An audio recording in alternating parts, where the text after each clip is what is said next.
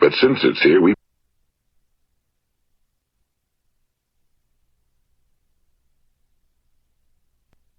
I'd like to tell you about the strangest secret in the world. Some years ago, the late Nobel Prize-winning Dr. Albert Schweitzer was being interviewed in London, and a reporter asked him, "Doctor, what's wrong with men today?" And the great doctor was silent a moment, and then he said, "Men simply don't think." It's about this that I want to talk with you. We live today in a golden age. This is an era that man has looked forward to, dreamed of, and worked toward for thousands of years. But since it's here, we pretty well take it for granted. We in America are particularly fortunate to live in the richest land that ever existed on the face of the earth, a land of abundant opportunity for everyone. But do you know what happens? Well, let's take 100 men who start even at the age of 25. Do you have any idea what will happen to those men by the time they're 65? These 100 men who all start even at the age of 25 believe they're going to be successful. If you ask any one of these men if he wanted to be a success, he'd tell you he did. And you'd notice that he was eager toward life, that there was a certain sparkle to his eye, an erectness to his carriage, and life seemed like a pretty interesting adventure to him. But by the time they're 65, 1 will be rich. 4 will be financially independent. 5 will still be working. 54 will be broke. Now think a moment. Out of the 100, only 5 make the grade. Now why do so many fail? What has happened to the sparkle that was there when they were 25? What's become of the dreams, the hopes, the plans? And why is there such a large disparity between what these men intended to do and what they actually accomplished? When we say about 5% achieve success, we have to define success. And here's the best definition I've ever been able to find. Success is the progressive realization of a worthy ideal. If a man is working toward a predetermined goal and knows where he's going, that man is a success. If he's not doing that, he's a failure. Success is the progressive realization of a worthy ideal. Rollo May, the distinguished psychiatrist, wrote a wonderful book called Man's Search for Himself. And in this book he says, the opposite of courage in our society is not cowardice. It is conformity. And there you have the trouble today. It's conformity, people acting like everyone else without knowing why, without knowing where they're going. Now think of it. In America right now, there are over 18 million people 65 years of age and older. And most of them are broke. They're dependent on someone else for life's necessities. Now, we learn to read by the time we're 7. We learn to make a living by the time we're 25. Usually by that time, we're not only making a living, we're supporting a family. And yet, by the time we're 65, we haven't learned how to become financially independent in the richest land that has ever been known. Why? We conform. And the trouble is that we're acting like the wrong percentage group, the 95 who don't succeed. Now, why do these people conform? Well, they really don't know. These people believe that their lives are shaped by circumstances, by things that happen to them, by exterior forces. They're outer-directed people. A survey was made one time that covered a lot of men, working men, and these men were asked, "Why do you work? Why do you get up in the morning?" 19 out of 20 had no idea. If you ask them, they'll say, well, everyone goes to work in the morning, and that's the reason they do it, because everyone else is doing it. Now let's get back to our definition of success. Who succeeds? The only person who succeeds is the person who is progressively realizing a worthy ideal. He's the person who says, I'm going to become this, and then begins to work toward that goal. I'll tell you who the successful people are. A success is the school teacher who's teaching school because that's what he or she wants to do. The success is the woman who's a wife and mother because she wanted to become a wife and mother and is doing a good job of it. The success is the man who runs the corner gas station because that was his dream. That's what he wanted to do. The success is the successful salesman who wants to become a top-notch salesman and grow and build with his organization. A success is anyone who is doing deliberately a predetermined job because that's what he decided to do deliberately. But only 1 out of 20 does that. That's why today there isn't really any competition unless we make it for ourselves. Instead of competing, all we have to do is create. You know, for 20 years, I looked for the key which would determine what would happen to a human being. Was there a key I wanted to know which would make the future a promise that we could foretell to a large extent? Was there a key that would guarantee a person's becoming successful if he only knew about it and knew how to use it? Well, there is such a key, and I've found it. Have you ever wondered why so many men work so hard and honestly without ever achieving anything in particular, and others don't seem to work hard and yet seem to get everything? They seem to have the magic touch. You've heard them say that about someone. Everything he touches turns to gold. And have you ever noticed that a man who becomes successful tends to continue to become successful? And on the other hand, have you noticed how a man who's a failure tends to continue to fail? Well, it's because of goals. Some of us have goals, some don't. People with goals succeed because they know where they're going. It's that simple. Think of a ship leaving a harbor, and think of it with the complete voyage mapped out and planned. The captain and crew know exactly where it's going and how long it'll take. It has a definite goal. Now, 9,999 times out of 10,000, it will get to where it started out to get. Now let's take another ship, just like the first, only let's not put a crew on it or a captain at the helm. Let's give it no aiming point, no goal, no destination. We just start the engines and let it go. I think you'll agree with me that if it gets out of the harbor at all, it will either sink or wind up on some deserted beach, a derelict. It can't go anyplace because it has no destination and no guidance, and it's the same with a human being. Take the salesman, for example. There's no other person in the world today with the future of a good salesman. Selling is the world's highest paid profession, if we're good at it and if we know where we're going. Every company needs top-notch salesmen, and they reward those men. The sky's the limit for them. But how many can you find? Someone once said the human race is fixed, not to prevent the strong from winning, but to prevent the weak from losing. The American economy today can be likened to a convoy in time of war. The entire economy is slowed down to protect its weakest link, just as the convoy had to go at the speed that would permit its slowest vessel to remain in formation. That's why it's so easy to make a living today. It takes no particular brains or talent to make a living and support a family today. So we have a plateau of so-called security, if that's what a person's looking for. But we do have to decide how high above this plateau we want to aim. Now let's get back to the strangest secret in the world, the story that I wanted to tell you today. Why do men with goals succeed in life and men without them fail? Well, let me tell you something which, if you really understand it, will alter your life immediately. If you understand completely what I'm going to tell you from this moment on, your life will never be the same again. You will suddenly find that good luck just seems to be attracted to you. The things you want just seem to fall in line, and from now on you won't have the problems, the worries, the gnawing lump of anxiety that perhaps you've experienced before. Doubt, fear, well, they'll be things of the past. Here's the key to success and the key to failure. We become what we think about. Now let me say that again. We become what we think about. Throughout all history, the great wise men and teachers, philosophers and prophets have disagreed with one another on many different things. It's only on this one point that they are in complete and unanimous agreement. Listen to what Marcus Aurelius, the great Roman emperor, said. A man's life is what his thoughts make of it. Disraeli said this. Everything comes if a man will only wait. I've brought myself by long meditation to the conviction that a human being with a settled purpose must accomplish it, and that nothing can resist a will that will stake even existence for its fulfillment. Ralph Waldo Emerson said this, a man is what he thinks about all day long. William James said, the greatest discovery of my generation is that human beings can alter their lives by altering their attitudes of mind. And he also said, we need only in cold blood act as if the thing in question were real, and it will become infallibly real by growing into such a connection with our life that it will become real. It will become so knit with habit and emotion that our interest in it will be those which characterize belief. And he also said, if you only care enough for a result, you will almost certainly attain it. If you wish to be rich, you will be rich. If you wish to be learned, you will be learned.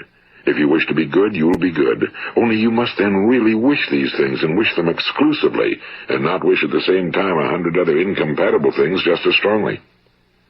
In the Bible, you read in Mark 9:23, if thou canst believe, all things are possible to him that believeth. My old friend Dr. Norman Vincent Peale put it this way. This is one of the greatest laws in the universe. Fervently do I wish I had discovered it as a very young man. It dawned upon me much later in life, and I found it to be one of the greatest, if not my greatest discovery outside of my relationship to God. The great law, briefly and simply stated, is that if you think in negative terms, you will get negative results. If you think in positive terms, you will achieve positive results.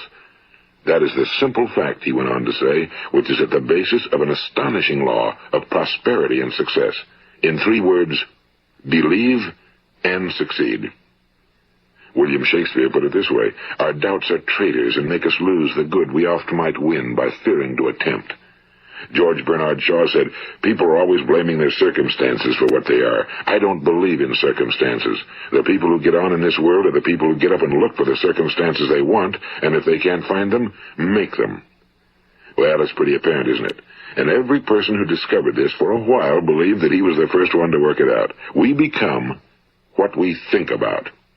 Now, it stands to reason that a person who's thinking about a concrete and worthwhile goal is going to reach it, because that's what he's thinking about, and we become what we think about. Conversely, the man who has no goal, who doesn't know where he's going, and whose thoughts must therefore be thoughts of confusion and anxiety and fear and worry, becomes what he thinks about. His life becomes one of frustration and fear and anxiety and worry. And if he thinks about nothing, he becomes nothing. Now, how does it work? Why do we become what we think about? Well, I'll tell you how it works as far as we know. Now, to do this, I want to tell you about a situation that parallels the human mind. Suppose a farmer has some land, and it's good fertile land. Now, the land gives the farmer a choice. He may plant in that land whatever he chooses. The land doesn't care. It's up to the farmer to make the decision. Now, remember, we're comparing the human mind with the land because the mind, like the land, doesn't care what you plant in it. It will return what you plant, but it doesn't care what you plant. Now let's say that the farmer has 2 seeds in his hand. One is a seed of corn. The other is nightshade, a deadly poison. He digs 2 little holes in the earth and he plants both seeds, one corn, the other nightshade. He covers up the holes, waters, and takes care of the land, and what will happen? Invariably the land will return what's planted. As it's written in the Bible, as ye sow, so shall ye reap. Now remember, the land doesn't care. It'll return poison in just as wonderful abundance as it will corn. So up come the 2 plants, one corn, one poison. Now, the human mind is far more fertile, far more incredible and mysterious than the land, but it works the same way. It doesn't care what we plant. Success, failure. A concrete, worthwhile goal, or confusion. Misunderstanding, fear, anxiety, and so on. But what we plant, it must return to us. You see, the human mind is the last great unexplored continent on Earth. It contains riches beyond our wildest dreams. It will return anything we want to plant. Now, you might say, well, if that's true, why don't people use their minds more? Well, I think they figured out an answer to that one, too. Our mind comes as standard equipment at birth. It's free, and things that are given to us for nothing we place little value on. Things that we pay money for, we value. The paradox is that exactly the reverse is true. Everything that's really worthwhile in life came to us free. Our minds, our souls, our bodies, our hopes, our dreams, our ambitions, our intelligence, our love of family and children and friends and country, all these priceless possessions are free. But the things that cost us money are actually very cheap and can be replaced at any time. A good man can be completely wiped out and make another fortune. He can do that several times. Even if our home burns down, we can rebuild it. But the things we got for nothing, we can never replace. The human mind isn't used because we take it for granted. Familiarity breeds contempt. It can do any kind of job we assign to it, but generally speaking, we use it for little jobs instead of big, important ones. Universities have proved that most of us are operating on about 10% or less of our abilities. So decide now, what is it you want? Plant your goal in your mind. It's the most important decision you'll ever make in your entire life. What is it you want? Do you want to be an outstanding salesman? A better worker at your particular job? Do you want to go places in your company? In your community? Do you want to get rich? All you've got to do is plant that seed in your mind, care for it, work steadily toward your goal, and it will become a reality. It not only will, there's no way that it cannot. You see, that's a law, like the laws of Sir Isaac Newton, the laws of gravity. If you get on top of a building and jump off, you'll always go down. You'll never go up, and it's the same with all the other laws of nature. They always work. They're inflexible. Think about your goal in a relaxed, positive way. Picture yourself in your mind's eye as having already achieved this goal. See yourself doing the things you will be doing when you've reached your goal. Ours has been called the phenobarbital age, the age of ulcers and nervous breakdowns and tranquilizers. At a time when medical research has raised us to a new plateau of good health and longevity, far too many of us worry ourselves into an early grave, trying to cope with things in our own little personal ways, without learning a few great laws that will take care of everything for us. These things we bring on ourselves through our habitual way of thinking. Every one of us is the sum total of his own thoughts. He is where he is because that's exactly where he really wants to be, whether he'll admit that or not. Each of us must live off the fruit of his thoughts in the future, because what you think today and tomorrow, next month and next year, will mold your life and determine your future. You're guided by your mind. I remember one time I was driving through eastern Arizona, and I saw one of those giant earth-moving machines roaring along the road at about 35 miles an hour with what looked like 30 tons of dirt in it. A tremendous, incredible machine, and there was a little man perched way up on top with the wheel in his hands guiding it. And as I drove along, I was struck by the similarity of that machine to the human mind. Just suppose you're sitting at the controls of such a vast source of energy. Are you going to sit back and fold your arms and let it run itself into a ditch? Or are you going to keep both hands firmly on the wheel and control and direct this power to a specific, worthwhile purpose? It's up to you. You're in the driver's seat. You see, the very law that gives us success is a two-edged sword. We must control our thinking. The same rule that can lead a man to a life of success, wealth, happiness, and all the things he ever dreamed of for himself and his family. That very same law can lead him into the gutter. It's all in how he uses it, for good or for bad.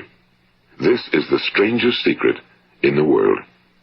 Now, why do I say it's strange, and why do I call it a secret? Actually, it isn't a secret at all. It was first promulgated by some of the earliest wise men, and it appears again and again throughout the Bible, but very few people have learned it, understand it. That's why it's strange, and why for some equally strange reason it virtually remains a secret. I believe that you could go out and walk down the main street of your town and ask one man after another what the secret of success is, and you probably wouldn't run into one man in a month who could tell you. Now, this information is enormously valuable to us if we really understand it and apply it. It's valuable to us not only for our own lives, but the lives of those around us, our families, employees, associates, and friends. Life should be an exciting adventure. It should never be a bore. A man should live fully, be alive. He should be glad to get out of bed in the morning. He should be doing a job he likes to do because he does it well. One time I heard Grove Patterson, the great late editor-in-chief of the Toledo Daily Blade, make a speech, and as he concluded his speech, he said something I've never forgotten. He said, "My years in the newspaper business have convinced me of several things. Among them, that people are basically good, and that we came from someplace, and we're going someplace. So we should make our time here an exciting adventure. The architect of the universe didn't build a stairway leading nowhere." And the greatest teacher of all, the carpenter from the plains of Galilee, gave us the secret time and time again. As ye believe, so shall it be done unto you. I've explained the strangest secret in the world and how it works. Now, on this side, I want to explain how you can prove to yourself the enormous returns possible in your own life by putting this secret to a practical test. I want you to make a test that will last 30 days. It isn't going to be easy, but if you'll give it a good try, it will completely change your life for the better. Now, back in the 17th century, Sir Isaac Newton, the English mathematician and natural philosopher, gave us some natural laws of physics which apply as much to human beings as they do to the movement of bodies in the universe. And one of these laws is that for every action, there is an equal and opposite reaction. Simply stated, as it applies to you and me, it means we can achieve nothing without paying the price. The results of your 30-day experiment will be in direct proportion to the effort you put forth. To be a doctor, you must pay the price of long years of difficult study. To be successful in selling, and remember that each of us succeeds to the extent of his ability to sell. Selling our families on our ideas, selling education in schools, selling our children on the advantages of living the good and honest life, selling our associates and employees on the importance of being exceptional people. To, of course, the profession of selling itself. But to be successful in selling our way to the good life, we must be willing to pay the price. Now, what is that price? Well, it's many things. First, it's understanding emotionally, as well as intellectually, that we literally become what we think about, that we must control our thoughts if we're to control our lives. It's understanding fully that as ye sow, so shall ye reap. Second, it's cutting away all fetters from the mind and permitting it to soar as it was divinely designed to do. It's the realization that your limitations are self-imposed and that the opportunities for you today are enormous beyond belief. It's rising above narrow-minded pettiness and prejudice. And third, it's using all your courage to force yourself to think positively on your own problem, to set a definite and clearly defined goal for yourself, to let your marvelous mind think about your goal from all possible angles, to let your imagination speculate freely upon many different possible solutions, to refuse to believe that there are any circumstances sufficiently strong to defeat you in the accomplishment of your purpose, to act promptly and decisively when your course is clear, and to keep constantly aware of the fact that you are, at this moment, standing in the middle of your own acres of diamonds, as Russell Conwell used to point out. And fourth, save at least 10% of every dollar you earn. It's also remembering that no matter what your present job, it has enormous possibilities, if you're willing to pay the price. Now let's just go over the important points in the price each of us must pay to achieve the wonderful life that can be ours. It is, of course, worth any price. 1. You will become what you think about. 2. Remember the word imagination and let your mind begin to soar. 3. Courage. Concentrate on your goal every day. 4. Save 10% of what you earn. And 5. Action. Ideas are worthless unless we act on them. Now, I'll try to outline the 30-day test I want you to make. Keep in mind that you have nothing to lose by making this test and everything you could possibly want to gain. There are 2 things that may be said of everyone. Each of us wants something, and each of us is afraid of something. I want you to write on a card what it is you want more than anything else. It may be more money. Perhaps you'd like to double your income or make a specific amount of money. It may be a beautiful home. It may be success at your job. It may be a particular position in life. It could be a more harmonious family. Each of us wants something. Now write down on your card specifically what it is you want. Make sure it's a single goal and clearly defined. You needn't show it to anyone, but carry it with you so that you can look at it several times a day. Think about it in a cheerful, relaxed, positive way each morning when you get up, and immediately you have something to work for, something to get out of bed for, something to live for. Look at it every chance you get during the day and just before going to bed at night. And as you look at it, remember that you must become what you think about, and since you're thinking about your goal, you realize that soon it will be yours. In fact, it's yours really the moment you write it down and begin to think about it.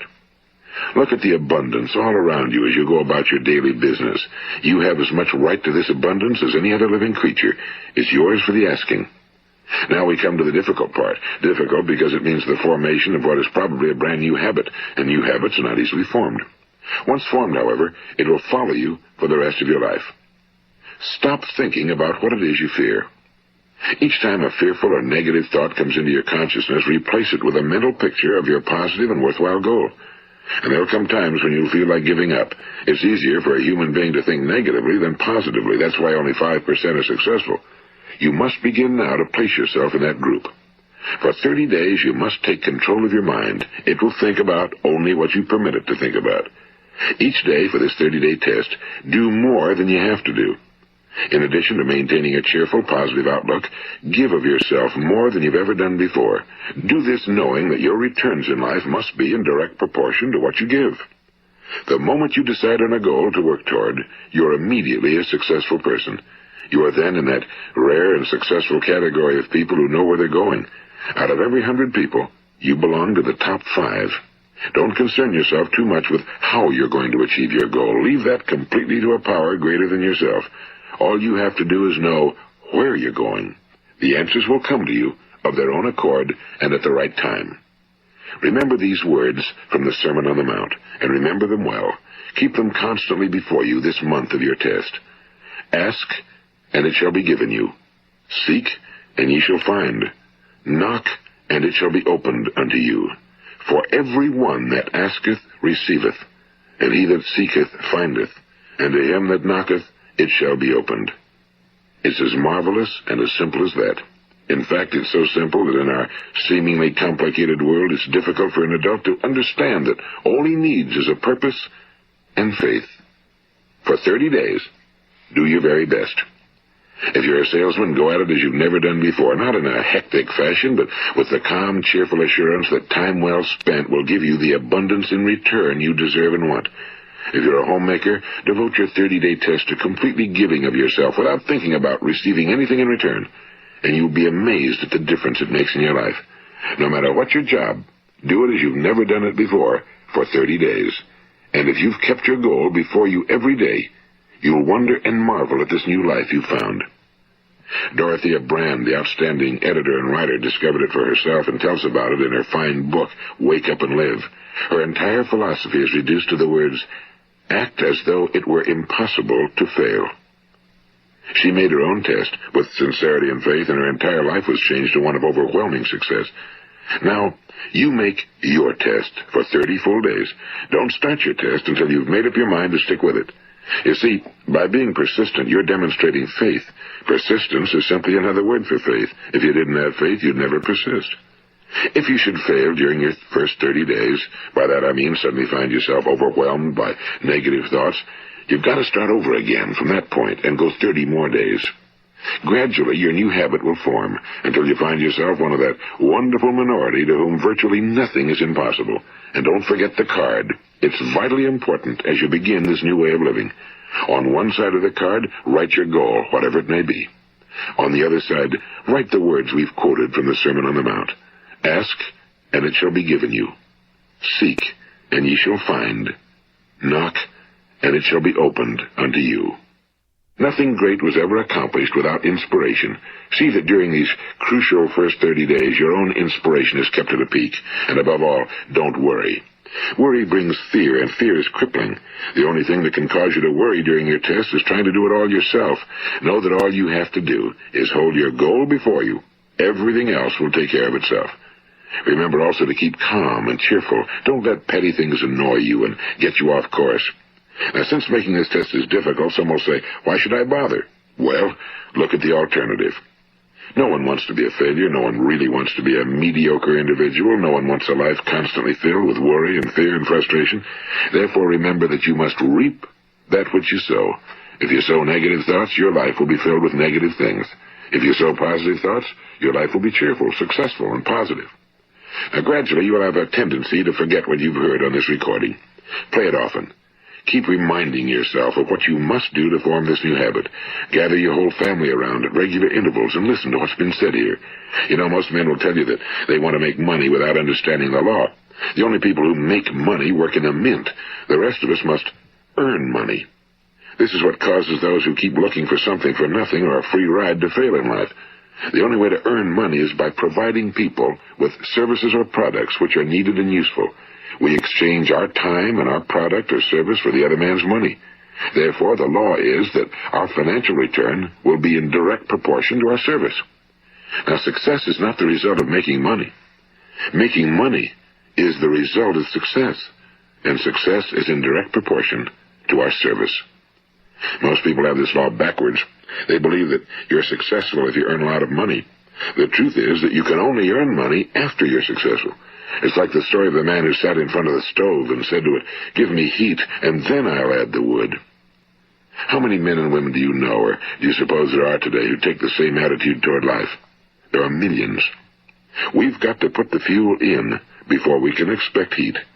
Likewise, we've got to be of service first before we can expect money. Don't concern yourself with the money.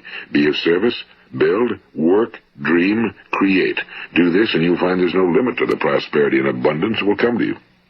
Prosperity, you know, is founded upon a law of mutual exchange. Any person who contributes to prosperity must prosper in turn himself. Sometimes the return will not come from those you serve, but it must come to you from someplace, because that's the law. For every action, there is an equal and opposite reaction. As you go daily through your 30-day test period, remember that your success will always be measured by the quality and quantity of service you render, and money is a yardstick for measuring this service. No man can get rich himself unless he enriches others. Now, there are no exceptions to a law. You can drive down any street in America and from your car estimate the service that's being rendered by the people living on that street. Had you ever thought of this yardstick before? It's interesting. Some, like ministers and priests and other devoted people, measure their returns in the realm of the spiritual, but again, their returns are equal to their service. Once this law is fully understood, any thinking person can tell his own fortune. If he wants more, he must be of more service to those from whom he receives his return. If he wants less, he has only to reduce his service. This is the price you must pay for what you want. If you believe you can enrich yourself by deluding others, you can end only by deluding yourself.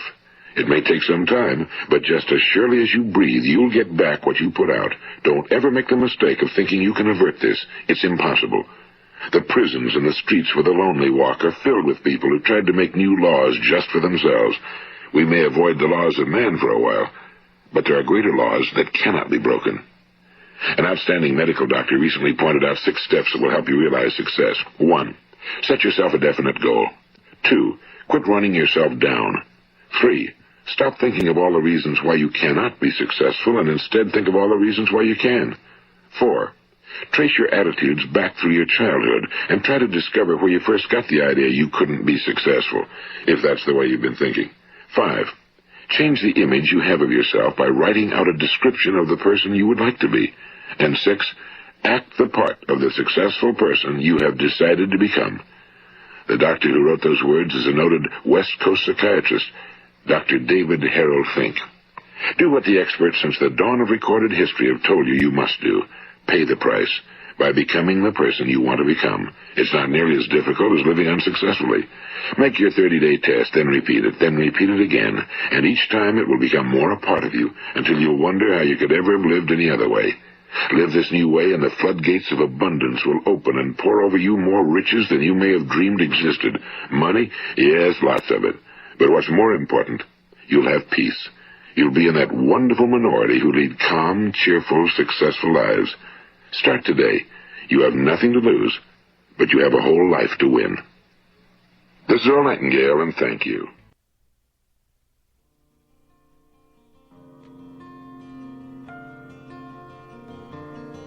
And I try, and I try, and I try, and I try, and I try.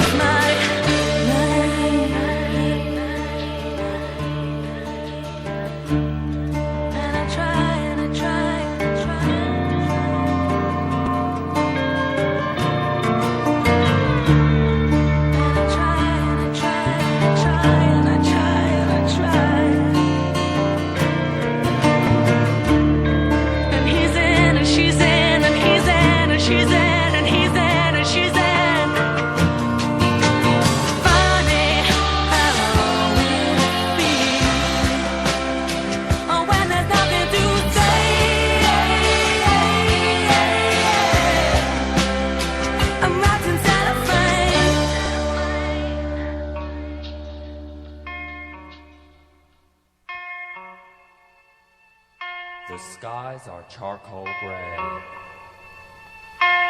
It's a dreary downtown day. But at the end of my 30-foot leash, my little friend, Quiche LaPoodle is her name. And having a good time on a crummy day is our game.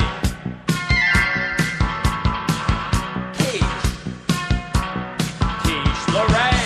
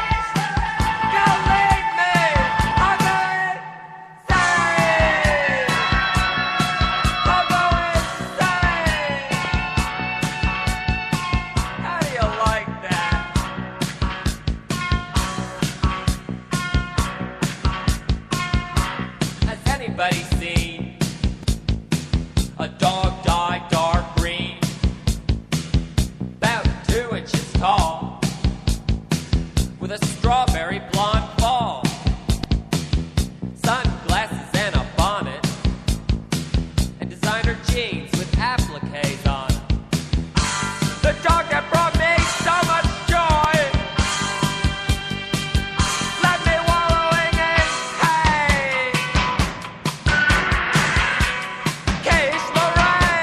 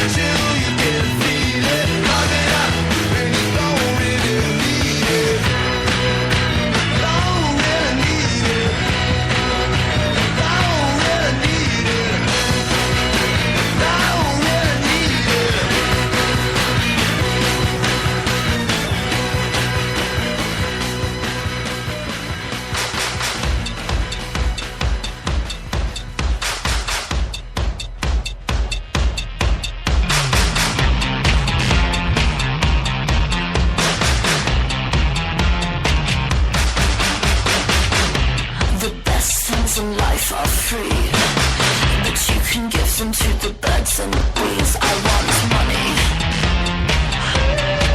That's what I want. That's what I want. That's what I want.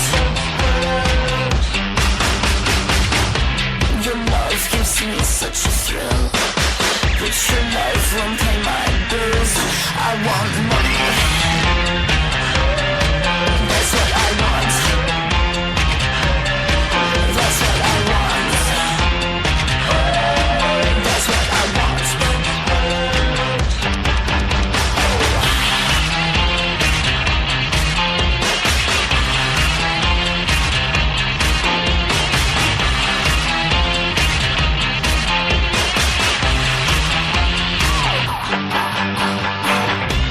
Money don't get everything, it's true. What it don't get, I can't use. I want that money. That's what I want. That's what I want. That's what I want. I want money. I want lots of money. In fact, I want so much money. Give me that money.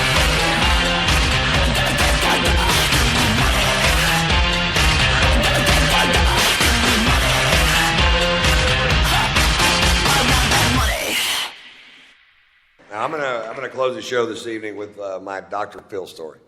Dr. Phil McGraw is a friend of mine. We play golf together all the time out in Los Angeles, and he's a great guy. You never know. We became friends from him being a fan, and you never know if you see somebody on TV what they're going to be like in person. Doc's a solid fucking dude, I guarantee you that. He's straight as he can be, but he's a great fucking hang, and he's a great asset for me. My father passed away when I was young, and now I'm in this big business world, and I can bounce all these things that I have going on off of Doc and his 35 lawyers, and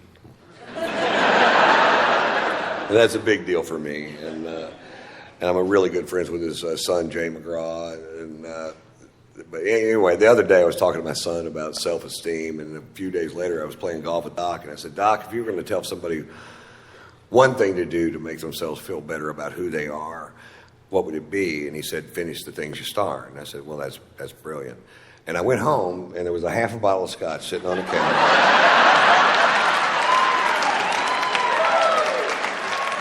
I think I know what he's getting at. That's not my Dr. Phil story. Here's my Dr. Phil story. Every year, Doc and his family rent a yacht for 12 days in the Mediterranean, and that's their vacation. And it's the only way he can get away, you know, because he is the most famous person in America. He's the most recognizable face, 6'4", bald dome head, porn mustache. You can spot him from any fucking where. And because he seems so approachable on television, and he really is approachable, I mean, he's a sweetheart of a dude, but people are always, anytime he goes out in public, they're just, oh, what about this?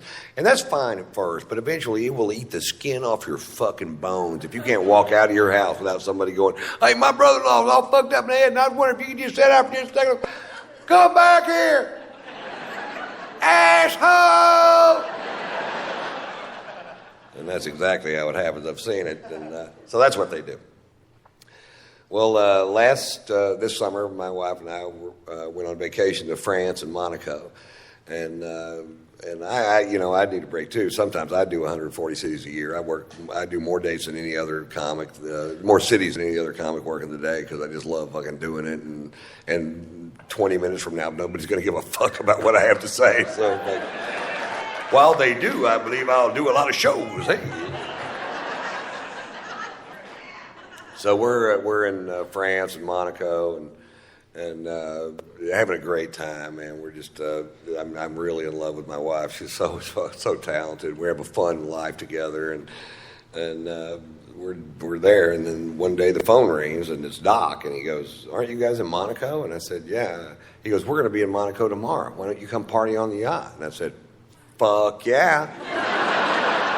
Which is what you say if somebody says, you want to come party on the yacht? You go, fuck yeah. In fact, let's try it one time. You want to come party on the yacht? Fuck yeah. I don't have a yacht.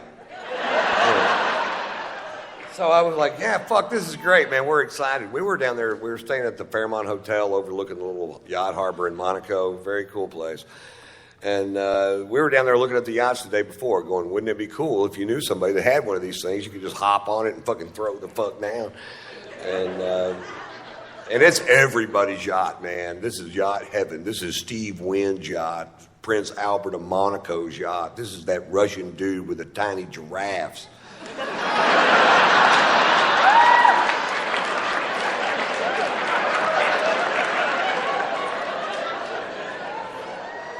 Anyway, they're coming in at 6:30 the next evening, so the next morning we wake up, or next afternoon we wake up and we go have this amazing lunch, and we're drinking this fucking great wine from France, probably. That'd be my guess if I had to guess, and I did have to guess. France. And we were just having a great day, sex, and just a fucking... And then we go down to the fucking harbor that evening at 6:30. Sure enough, Doc's backing in a 165-foot yacht. I'm not sure that's how they do it, but...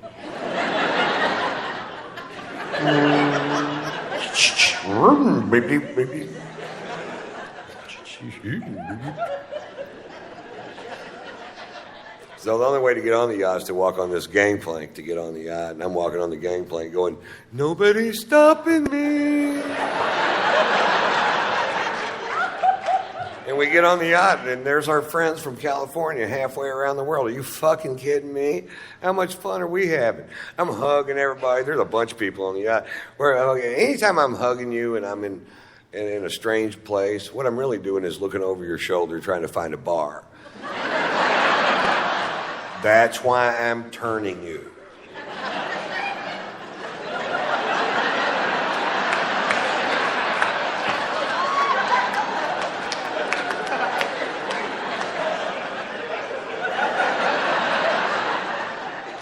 And I see the bar, and right in the dead front center of the bar is a bottle of famous Black Grouse, which is a scotch I started drinking when I was in Scotland for the Open Championship at Turnberry. And you start looking at what the Scots drink, and that's what they drink. And I'm like, oh, fuck, yes. And there they had a bottle of it on the fucking, it's kind of hard to find. And the bartender poured me a big old glass of whiskey, way bigger than this one. And I'm like, I'm in such a great mood. It tasted better than I'd ever tasted any fucking scotch ever. I'm like, oh, good Lord. What is that? That tastes like butter honey aged in Lindsay Lohan's pussy.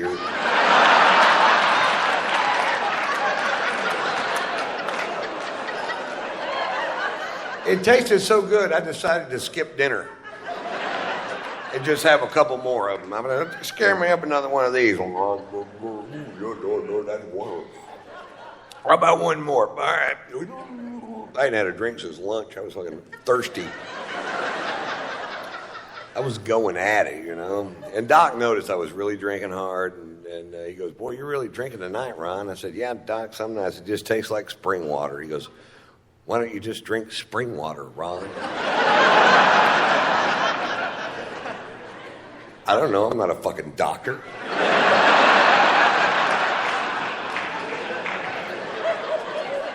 So this is going on for fucking hours. Now they really love Margot.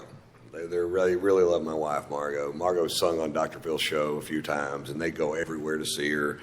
And Margot's a 4.5 octave classically trained opera singer that sings rock and roll and jazz and whatever. She's been singing here for years. And Robin McGraw loves to goad my wife into singing, and my wife loves to be goaded into singing, so they make a great little fucking team. And so we're on the back of this yacht, and Robin goes, come on, Margot, sing for us. And Margot gets up. There's people on the back partying on all these yachts, and there's bars on the pier, people out there. And Margot gets up and she sings, and they love jazz in France and Monaco. They have jazz clubs all over the place. And she gets up and she sings a jazz standard at full voice, which I don't get to hear her sing at full voice. She sings around the house, but not at full voice. And when she sings at full voice, it makes me cry. And oh no. And She finishes the first song at full voice, and people stand up on the back of all these yachts and start cheering. They go, yeah! And I'm like, oh, how cool is this, man? They really dig jazz. I forgot how much they dig jazz. She gets up and sings another song, fucking screaming. And then people are gathering up around the back of the boat. And by song 4, there's 400 people behind the boat listening to her sing. You could hear a pin drop, just like this, pin drop. And she's just killing it. And I have a little secret. I am fucking hammered, man. I am so drunk. I can't even believe it my fucking self how drunk I am. I'm like, Jesus Christ. Oh. And I'd get a drink and I'd take one little sip out of it and I'd talk to somebody and I'd look back and it's empty. I'm like, anybody else drinking out of this glass?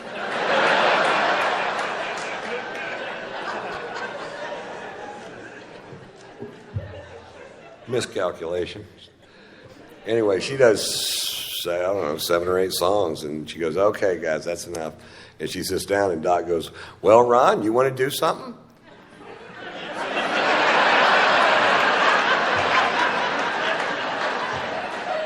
Now, I got to preface this with he's on vacation with his best friend and head lawyer and his wife, Mary Pat, and they're Baptists from Dallas, and they're a little fucking stray.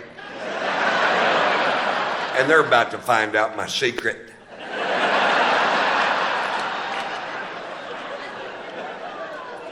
About 20 years ago, I was doing a bit that was so vile that I only did it for about a week, and I just quit doing it. I'm like, this is not the direction I want to take my crowds or my show. And I have no idea why I picked that night to dust her off and take her for a spin.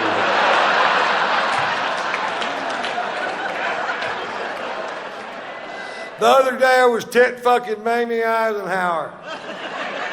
Right before I came, my dick slipped and went straight down her tracheal tubes. Here's the moral question. Do you pull out or dump a load into her lungs? Yachts are pulling up anchor on both sides of us as fast as they can pull them up. They're leaving the harbor so fast there's a surfable wake. There's a stampede of tiny giraffes diving off the pier, swimming towards the ocean in certain death. People are pulling their kids off the pier. I went, I don't think they heard me. I'm going to do it again. Doc goes, that's enough out of you, Ron. And Margot's tapping me out. You ever been tapped out? Come on, baby. It's time to go. She's seen it. Come on, honey. Let's just go back to the hotel. It's time for us to go. Come on, baby. Baby, let's just go back to the hotel. Come on, Ron. And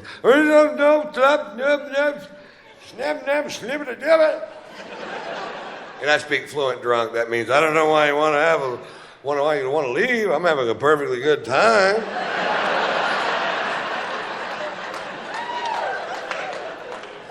Turns out there was a consensus. I'm like, okay, I'll leave.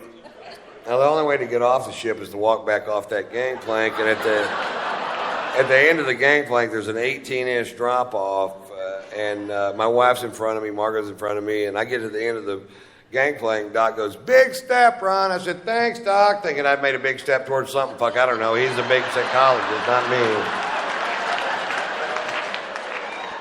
It's amazing how much speed you could pick up in 18 inches.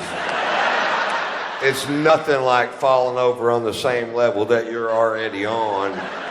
I slammed down to that fucking pier. I landed square on this elbow, dislocated this shoulder, put a 4-inch gash down the back of my arm, and I was so drunk I just bounced off that pier.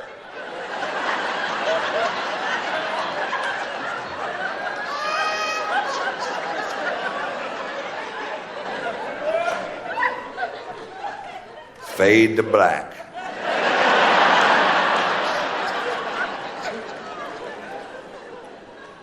I wake up the next morning with the shoe buddies. All I can do is lay there in bed and go, shoe buddy.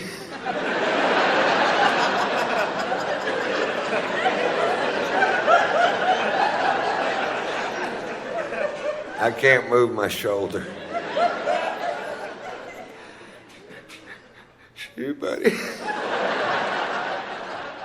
My shirt stuck to my arm with blood and giraffe hair and whatever the fuck else you find on a pier.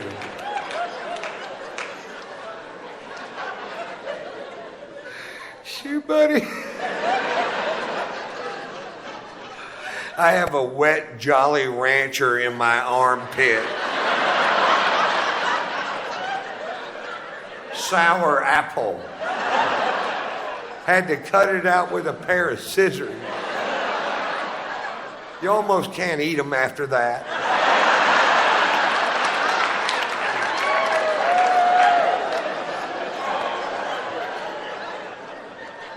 Shoot, buddy. I slowly opened my aching fucking eyes. And there's Margot.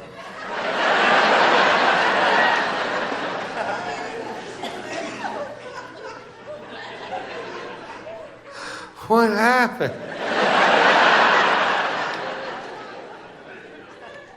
You got really drunk last night, Ron. What'd I do? Well, you did the tits fucking Mamie Eisenhower story.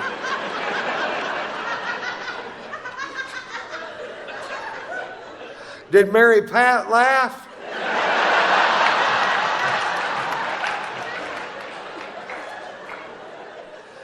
Mary Pat left is what Mary Pat did. Shoot, buddy. I think some of the greatest songwriters of all time are country artists, Dolly Parton, Willie Nelson, you know?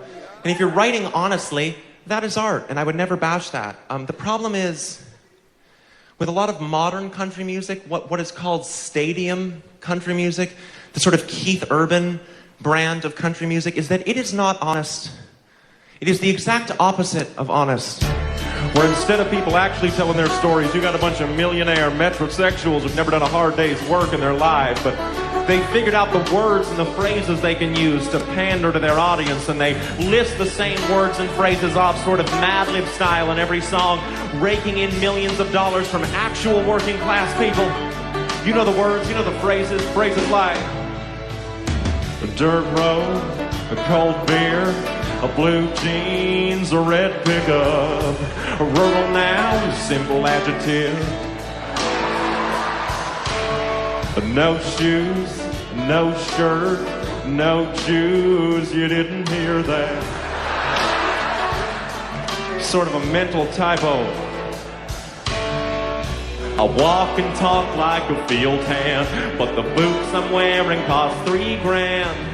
I write songs about riding tractors from the comfort of a private jet.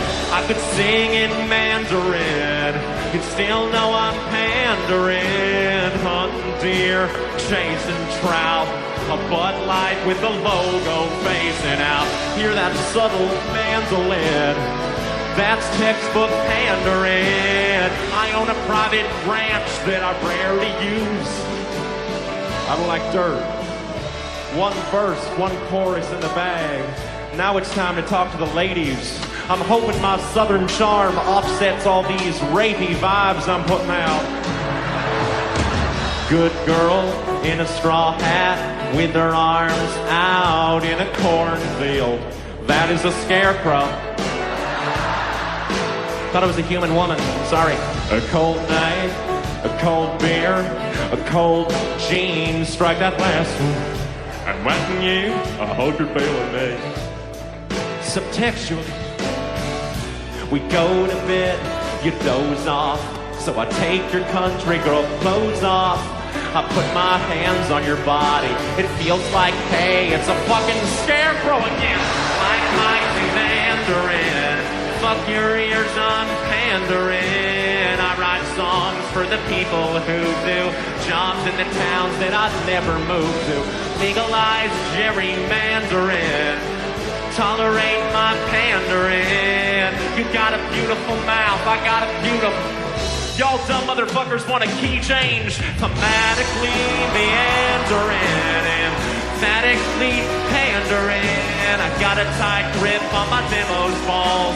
Say the word truck, they jizz in their overalls. You don't know what land you're in. I'm in the land of pandering. And I'll be up front. I do what I do because I'm a total fucking country boy.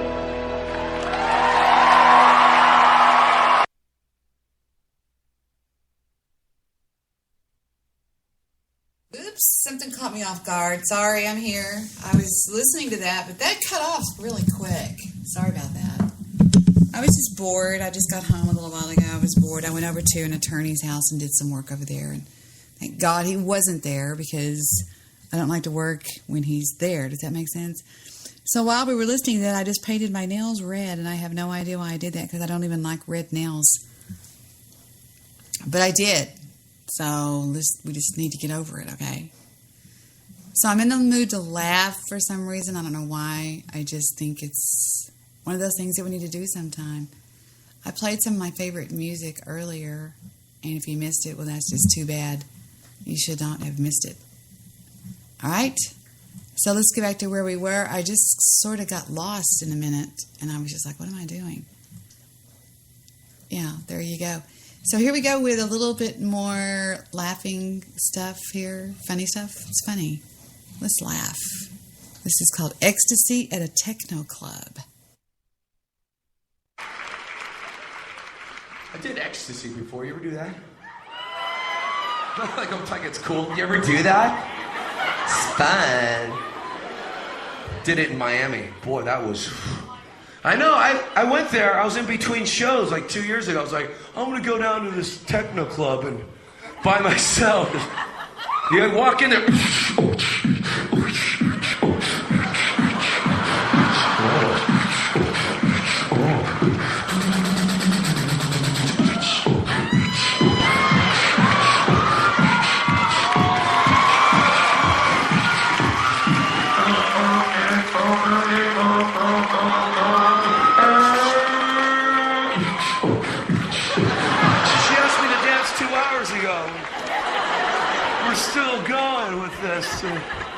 Those songs last so long, you don't know when they get off, you're just dancing with all 400 people.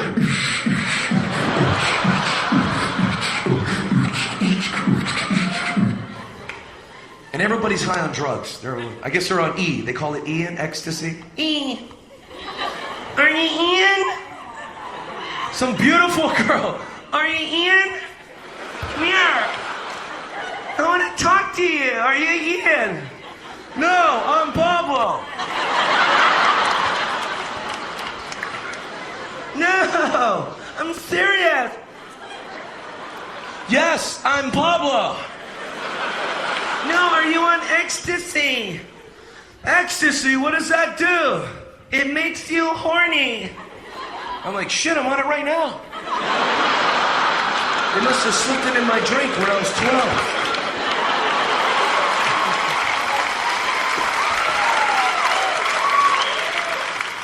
She goes, I'm serious. If you want some, I'll sell you some. I go, how much is it? And she goes, it's $40. And if you buy some, we'll go back to your hotel. I'm like, let's do it.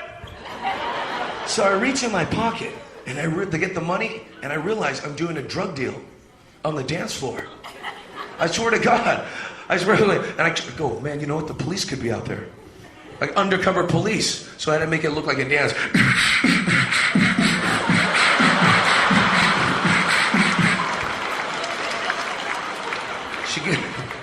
She gives me these 2 pills, I swear to God. And stamped on them is the Mitsubishi sign.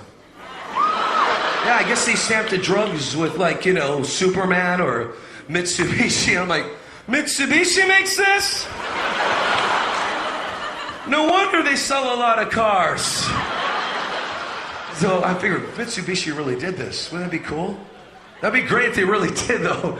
It would be like, would you like a mint before you go on to the showroom? Like, oh, I love this car. I love this car. I'm going to hump the tailpipe. It's going to get really exhausting. So I take both of these pills, clunk, right? Yeah, okay, so we have some people who joined us. Because I didn't know you're supposed to take one. And she's like, take one now, and in 10 hours, take another one. Wait, I just took both of those. What's that? I just took both of those. She's like, I gotta go. I'm like, no, come back, Sandy. You just can't walk out of a drive-in movie. So next thing you know, I'm just going to the nightclub and the bouncer looks at me, yo, man, are you okay? And I walk up to him, I just took 2 hits of Mitsubishi Ecstasy. Are you serious? Are you serious, man? Yes, I just took 2 hits of Mitsubishi.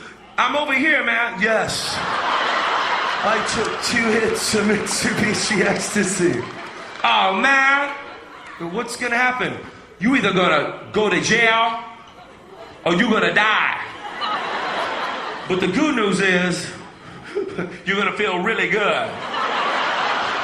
I'm going, please, what do I do? How long did you take it? 10 minutes ago? 10 minutes ago? Then you at least got 15 minutes before it kicks in. You gotta be in a hotel or something. So I'm like, my hotel is like, 8 blocks away. So I figure, okay, I'll go. Kid, I need you, pal. Kid. I get into my car, right? Yeah, it was a Hertz. I didn't want. I didn't want it to get towed. So I'm driving and I see my hotel room, but South Beach is packed with people. I'm going 2 feet every 5 minutes.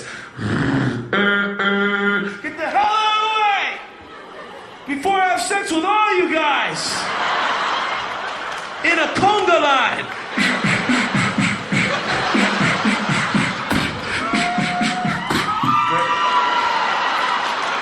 I'm driving, and all of a sudden this warm feeling. Something warm inside. So new.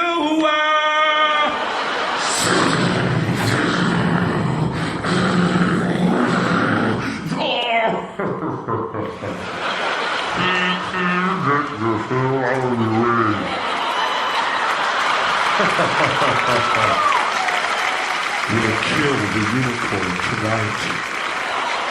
I'm trying to change the radio station and I'm changing myself. It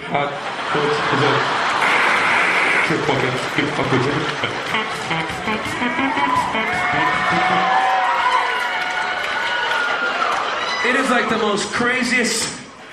I get into the hotel room. Give me some Coke or something. I'm so... Right, I'm so horny, I'm watching the porno, and I tried to hump the TV, but... I was watching it so much, even the people in the porno movie are looking at me like I'm weird. What the hell?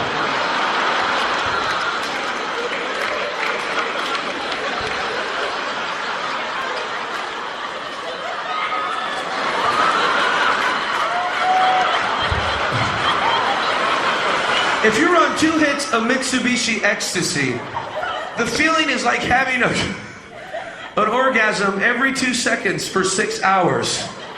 You're just walking around. Hey guys, how would y'all like to hear a special treat? I have to call my mother-in-law.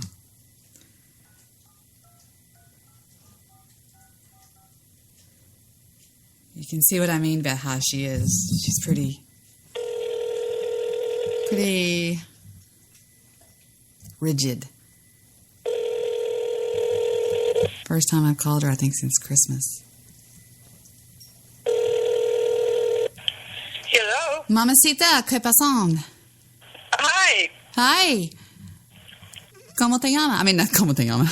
How are you? Oh, I'm doing pretty well. By any chance, is Victor over there? No. Stephen needs him. He's stranded in downtown Dallas. Is he over at Gina's house? I guess so.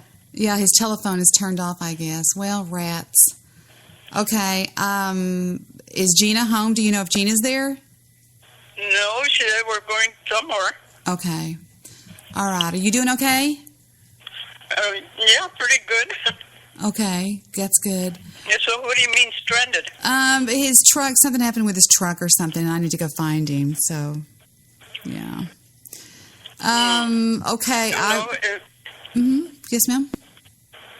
I said, as a matter of fact, I had, Gina had called earlier, and I had told her I'm thinking of calling Vic to see if she can stop by here, because I have some stuff. Oh, okay. Well, let me call Stephen back and see what I can do to get him situated. And if you see Victor, just have him call me as quick as he can. All right, Mamacita? Okay, if he calls or I call. Yes, ma'am. Okay. All right. Thank you so much. Love you. Okay. Bye-bye. Bye-bye. Bitch. Let me try Stephen. Stephen's stranded downtown. Help, he says. Help, help, help. Y'all can just live my life with me today for a little while. Earlier, I went shopping with my daughter that lives... Hello? I can't get a hold of him. I think his phone's turned off. Do you need me to come get you? Yeah. Really? Where are you at? Okay, well, don't come get me then. Where are you at, Angel? I'm getting a phone call. Okay. Call me back. He's getting a phone call, he said. Yeah, he's stranded downtown. He's stranded at the drive-in, branded a fool. All right, let's listen to another one of my favorite songs. Here's another one that I like a lot. I played some of my best ones already, you idiots. I like this a lot. I like a lot of really weird music. Y'all think I just like classic rock and stuff, which I guess it's classic something. I don't give a crap. It's what I like. Here we go.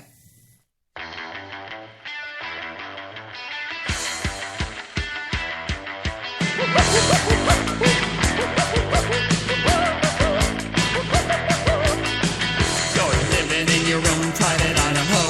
Living in your own private Idaho. On the ground like a wild potato. Don't go on the patio. Up. The bottomless earth. Where are you at, Angel? The tow truck guy is almost here, so I'll just ride with him. I can come get you, my darling. You know that. I was just joking with you. Yeah, he'll be here quicker than you are because he's closer. All right. You're sure? Because I don't mind. I can jump out. I can go right now. I'm all ready. No, it's fine. You still love me or what? Mm-hmm. Yep. You're mad at your truck, aren't you? Because it's 125 degrees outside. Mm-hmm. All right. Well, I'll see you when you get here then, baby. Okay. All right, bye. Bye, darling. Ooh, he's mad. I don't blame him. It is so freaking hot here in this stupid city, I could kill it. Be glad you don't live in some dumb, stupid, hot town like this idiot. Ugh, it's ridiculous. It's horrible. It's horrible. Horrible. Well, we blew that song out of the water. It's living in your own private Idaho. Living in your own private Idaho. Walk around like a wild potato. What about let's make love under the strobe light?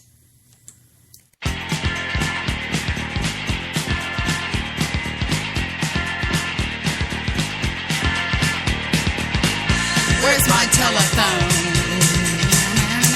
I used to have parties at my apartment. Shut up. I used to have parties in my apartment, and all we were allowed to play all night long was Talking Heads or B-52s or Elvis Costello. You, baby? Yeah.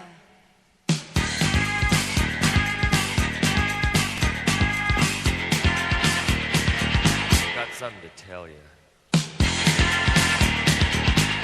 Oh, what?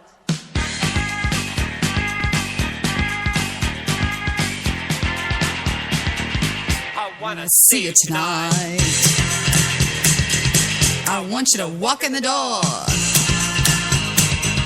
I want you to lay on the floor. 'Cause tonight's the night that we make love under a strobe light, underneath the strobe light.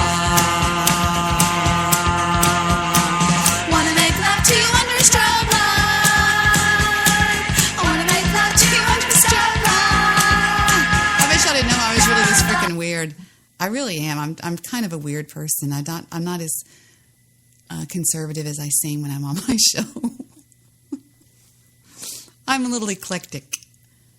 Right, Goofy?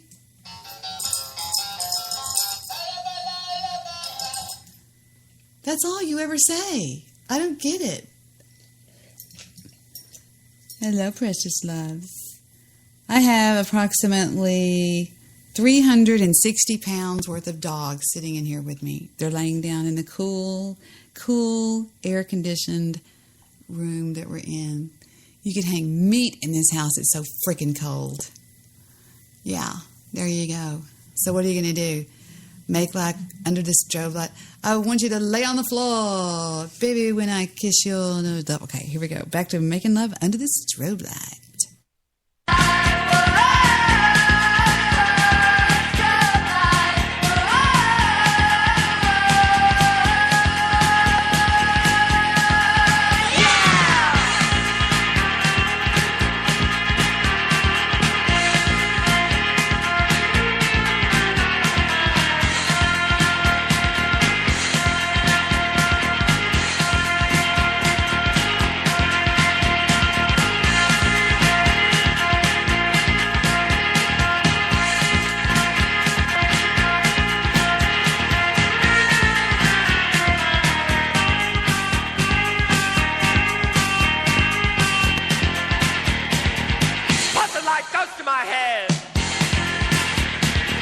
Everything I see is red.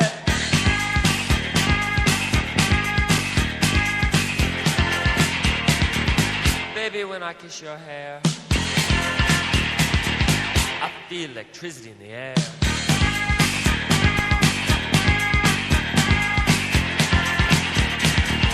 I'm gonna kiss your eye. Then I'm gonna kiss your neck.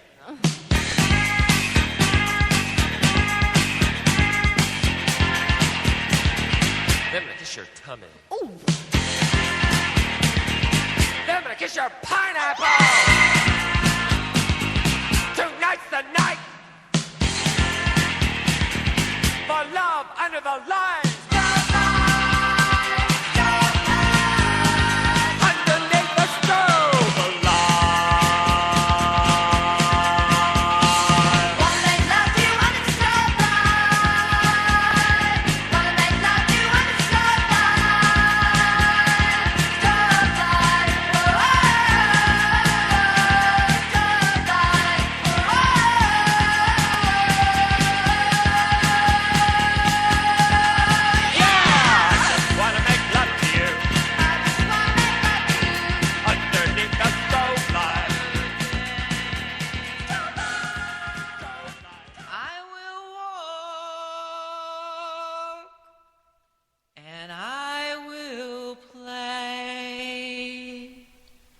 But the day after today, I will stop, and I will start.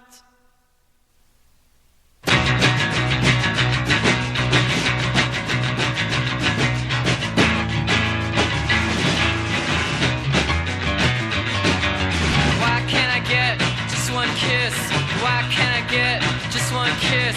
There'd be some things that I wouldn't miss, but I look at your pants and I need a kiss. Why can't I get just one screw?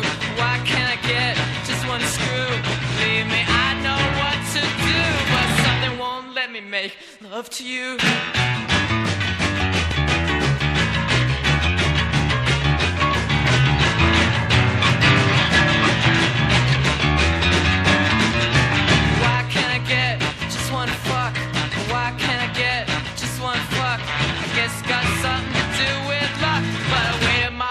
For just one day after stay. I get angry and I will say that the day is in my sight. When I take a bow and say goodnight.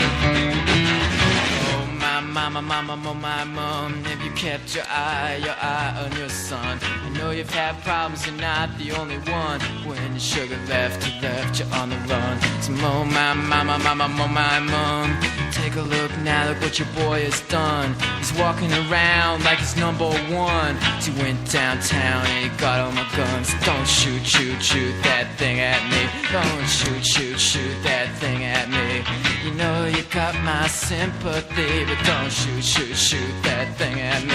Don't shoot that thing at me. Don't shoot that thing at me. You know you got my sympathy, but don't shoot that thing at me.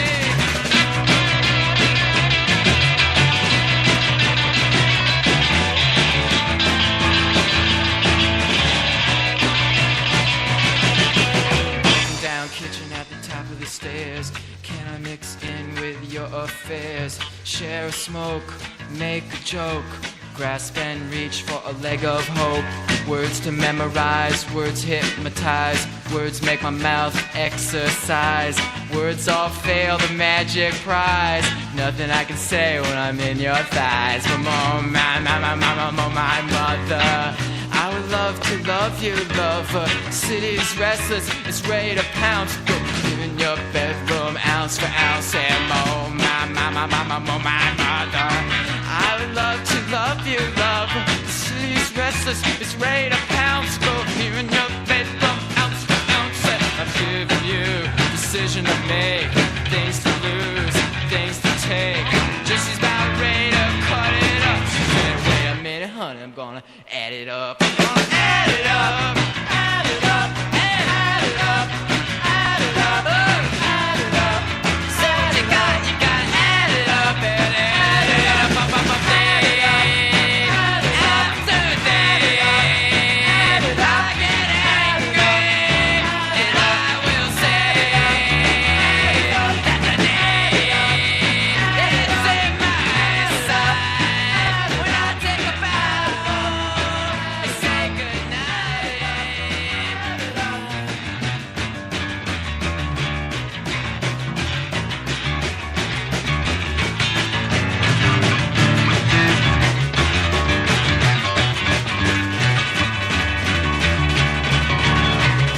Thank you, boys. Thank you, boys. Thank you.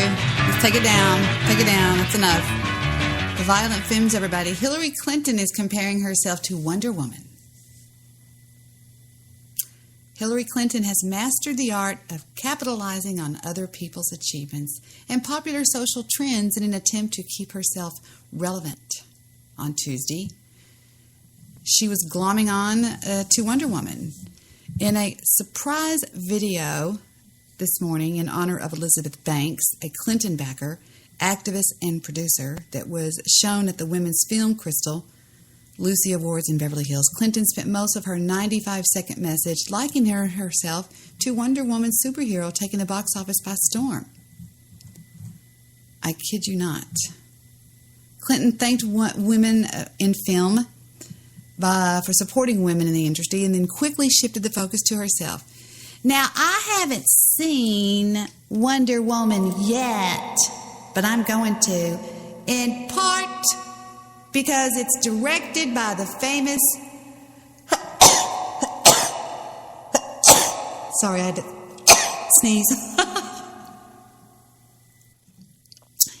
Directed by the fabulous Patty Jenkins. But something tells me that a movie about a strong, powerful woman fighting to save the world from a massive international disaster is right up my alley. And eventually she got to Banks. She got around to talking about Banks. She is such a special person, again, on and off screen. You're not only the creative force in front of the camera and behind it, but you are a passionate advocate for women's equality and opportunity. I can vouch for that. And by passionate advocate, what Hillary meant is that she's a supporter of her campaign. Banks appeared on stage at the Democratic National Convention last summer as Queen's "We Are the Champions" blared over the sound system, then mocked Donald Trump and the Republicans for about 2 minutes and then left. Banks also talked about how Clinton just rocked her world. At a Bill Clinton rally when she was in college, she spent the rest of her roughly 6-minute speech heaping praise on the 69-year-old failed presidential candidate.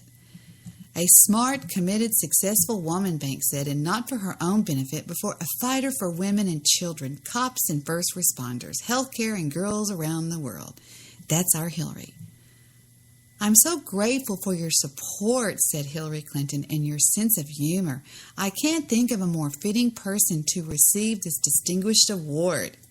Banks then thanked the audience for the award and spoke about how her feminist-focused jives with raising her 2 sons. I'm so proud that I get to raise my 2 boys to love women. I get to present an example of them, of a working mom who loves what she does, she said. We are creating culture. We are sending messages out to the world, and those messages matter. Co-opting, what does that mean? Co-opting men and boys into that process is the only way that progress is going to happen. Yeah, there you go. Wonder Woman, an old drug addict, alcoholic lesbian with COPD who smelled like fresh urine and boiled cabbage is what I'm thinking, right? Well, whatever. I'm sorry. I just don't like Hillary Clinton. I don't care what you say. I don't like her. I don't like the kind of person she is. I don't like anything about her. And frankly, I think we're all the better for her not having won the election. Isn't that funny? London's residents are demanding answers in a deadly high-rise blaze off the AP wire, with smoke still swirling around the charred remains of Grenfell Tower in West London. Residents and community leaders demanding to know today how a ferocious fire could have swept through this high-rise apartment with a speed so fast it killed 12 people. The anger was particularly strong since activists had warned just 7 months earlier that fire procedures were so lax that only a catastrophe would do to change them. So what happened? Well, fire and police officials have not specified what went wrong, but extensive video coverage shows the flames climbing the exterior of the building at a remarkable pace. I've never seen a fire like that in my life, says Joe Rain, the former deputy chief officer for the United States Air Force bases in Britain. I've never seen that in a residential block. The 24-story public housing complex is owned by the local government council in the borough of Kensington, and Chelsea was completed in the 70s. It is managed by the Kensington and Chelsea Tenant Management Organization, which spends roughly £10 million refurbishing the building the last 2 years. The renovation project included installation of insulated exterior cladding, double-glazed windows, and a communal heating system. Investigators need to look at what materials were used in the project and who approved it, Roon said, but he said the speed with which the fire spread suggests more than one fire protection safeguard had failed. Boo, that's not good. Some residents suggested that Grenfell Tower's policies were to blame for the disaster. A newsletter put out by the building's tenant organization told tenants to follow a stay-put policy and remain in their apartments during a fire should it happen. The blaze was inside their apartment. Never mind. The policy is in place because Grenfell was designed according to the rigorous fire safety standards. Well, yeah, we can tell that, right? The policy often followed blah, blah, blah, blah, blah, blah. What do? You just jump? Who knows? I don't know. We're just going to take time and see what happens. But if it was over here, nothing would happen. Nobody would get in trouble. Everything just goes poof under the bridge, under the whatever. You know what I'm saying? It's ridiculous. Nobody ever gets in trouble for anything. Nobody. I mean, unless if you're, what I'm saying is if you are a celebrity or a member of government, you don't get in trouble for anything. It doesn't matter what you do. You know what I mean? Stupid. Bill Cosby. Jello pudding and girls on drugs is what I like. I like. Now, the jurors are appearing frustrated as the deliberations are dragging on in this trial. Off the AP wire out of Pennsylvania, the jury in the Bill Cosby sexual assault case has asked yet another question after early. Let's see what the questions are, because you can tell by the questions they're asking which way they're going. Let's see what question they ask. Let's see, they ask another question after having excerpts of the accuser read back to them. Jurors have deliberated for 30 hours now as they considered the allegations that the 79-year-old entertainer drugged and molested Temple University employee Andrea Constan at his gated estate near Pennsylvania in 2004. On Wednesday afternoon, which is this afternoon, the jurors requested the court to reread excerpts of Andrea's testimony about the night when she said Cosby drugged and sexually assaulted her. Last Wednesday, the jurors asked for transcripts on how Constan first reported it to the police. Some jurors are appearing very frustrated, returning to the courtroom where the 8-day trial has taken place. Blah, blah, blah. Constan, 44 years old, who spent 7 hours on the witness stand, was in the gallery as the jury scrutinized her story.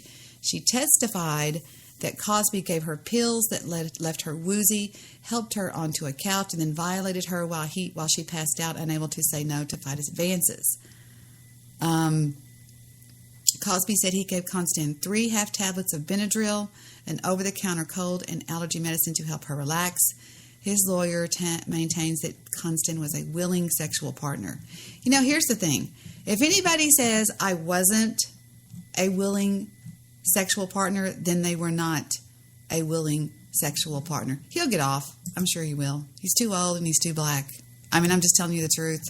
People don't, you know, if you do it, they're going to all scream racism. They're going to tear down a city. They're going to go burn everything in Los Angeles, whatever. It's just stupid. Are you kidding me? I'm just being honest. You know what's going to happen. If something happens to him, they're going to all say, we're going to go steal stuff. Don't you do it. We're going to hold you hostage. After all, that's what happened in the O.J. trial. The O.J. Simpson trial, the reason O.J. Simpson is free today and not being held for 2 murders that he committed is because his team of attorneys basically held him hostage on the race card. That's exactly what they did. They switched the whole thing to racism because of that idiot that prosecuted the case. I could have prosecuted that case better than that stupid bitch did. When she put that guy on the stand, I thought, there you go. There you go. Let's put the racist on the stand. Let's do that. Let's put him on the stand. Are you kidding me? I just cannot get over that. And when it was validated in the unbelievable documentary / film that was done for whatever, some cable channel called The People versus OJ, I could not believe it. I was just like, there you go. I'm living it over again, over and over again. In The People versus OJ, remember y'all were asking me questions last night about what happened when Mark Fuhrer, is what I call him, took the stand. It was horrible. It was like something out of a nightmare. But let me show you what happened when they found the Mark Fuhrman tapes. The tapes. Are you kidding me? When they just take a listen to this, okay? This is going to make you just die when you hear this. This is the tapes that they found from Mark Fuhrman. I'll call him Fuhrer, Mark Fuhrman. Unbelievable. Unbelievable. F. Lee Bailey cross-examined Mark Fuhrman for 9 hours. 9 hours. 9 hours. 9. Not 2. 9. Absolutely destroyed the case. And I thought, you don't have to call him as a witness, but there you go. Calling him as a... God, I just thought, you're so stupid. Oh, my God. Take a listen.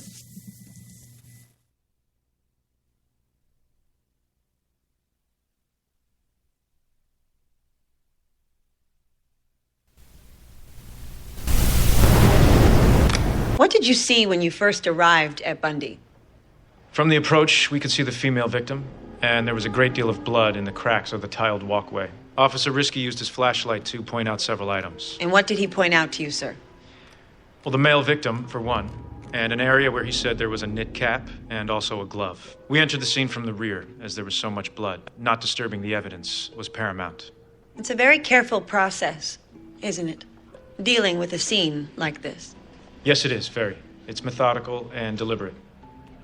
And when you entered the rear of the Bundy residence, did these bloody shoe prints go all the way out to the alley? They did. I then noticed a blood smudge around the doorknob on the interior of the gate, as well as a partial possible fingerprint around the knob area itself. And what did you make of that? What any detective would make of it. Someone had fled the scene bleeding. And while Detectives Van Adder and Lang were at the gate at the Simpson residence on Rockingham, attempting to reach someone inside, you noticed the white Bronco. Is that right? Yes, it was parked strangely, jutting out. As I got closer, I noticed a small spot above the driver's side door handle. And what did this spot look like? It had the visual properties of blood. And did you look inside the vehicle? I did. I then noticed a package with a shipping label. It said O.J. Simpson. I then showed Detectives Lang and Van Adder what I had observed, and in discussing the situation, we became concerned that it was possible Mr. Simpson himself might also be in danger, injured or worse. Well, that makes total sense. Oh, yeah. Care to cross-examine? Are you kidding me? They destroyed him. They destroyed the entire thing. I knew the minute I thought, what are you frickin' doing? What are you doing? You're putting him on the stand after the audio. See, there were these tapes. Okay, some unbelievable person found this person that had interviewed Mark Furman of the LAPD because she was going to do a documentary called something. And in these tapes, it was some of the most inflammatory, racist remarks you've ever heard in your life. But I told you, my brother told me this is the way cops think. Some cops think like this. It's crazy. They hate people that are not white.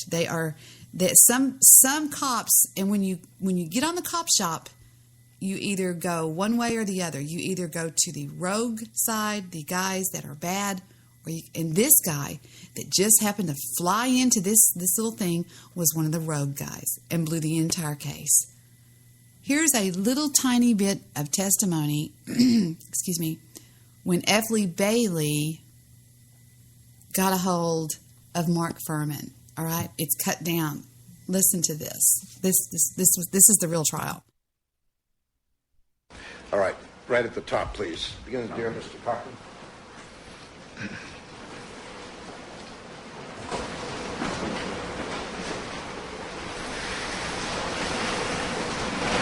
All right.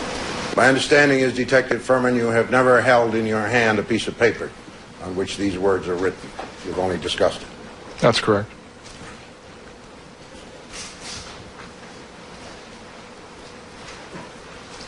Now, you notice in the second paragraph it says that the author glanced up at the television and was quite shocked to see that Officer Furman was a man that I had the misfortune of meeting. You were on television prior to this summer in connection with this case, were you not? Yes. And your testimony as a witness, you learned, was quite widely watched in this state and others, did you not? Yes. Okay.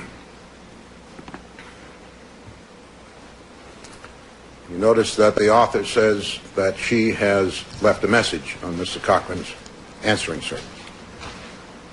Yes. Okay. Next paragraph, Mr. Harris. Between 1985 and 1986, she says she worked as a real estate agent in Redondo Beach for Century 21 Bob Maher Realty, now out of business, period. Number one, when you were at the recruiting station, did you become acquainted with a Century 21 real estate office located proximate to the recruiting station? Did I become familiar with the fact that there was such an office? I think there was one on the second floor, yes. Did you have to go through the office to get to it, or were there separate stairs? I don't remember that at all. Was there a coffee shop close by to these two offices? A coffee shop in that small shopping area? Yeah. Not that I remember, no. You don't? Okay. Did you ever determine whether or not in 1985 and 6 a Kathleen Bell had been employed at the office described in the letter? Confirm that she had been employed there? No. I never knew a Kathleen Bell, no. But no. No. Did you ever make inquiry after you learned of this letter to find out whether there was a Kathleen Bell employed, as she says, at that time at the Century 21 office? I did not. Did you cause your lawyer, Mr. Turtelove, to do that? No, I didn't. And did you cause your investigator, Mr. Pelicano, to do that? No. It's Pelicano. You know Pelicano? We all know how it's pronounced. I see. All right. Did you cause him to do that? No. Okay. To this day, do you know whether or not that part of the claim is truthful? That she worked at Century 21 in 85 and 86? Yes, I know that she does. Okay. Or did, I'm sorry. Do you know whether or not she was known to the Marines that you met when you went to the recruiting station on several occasions? Then or now? Do you now know? Yes. And the fact is, she was known to them, correct? Yes. All right. Overruled.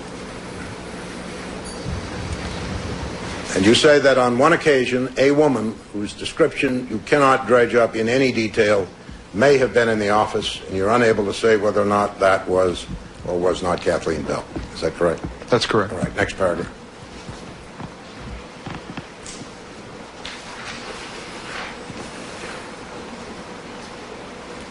At the top, please. In Stay with it. 1985 or Just keep 86, were you a police officer in Westwood? I worked the footbeat, yes. In Westwood, yes. So that if she heard you say that, that was the truth. Correct?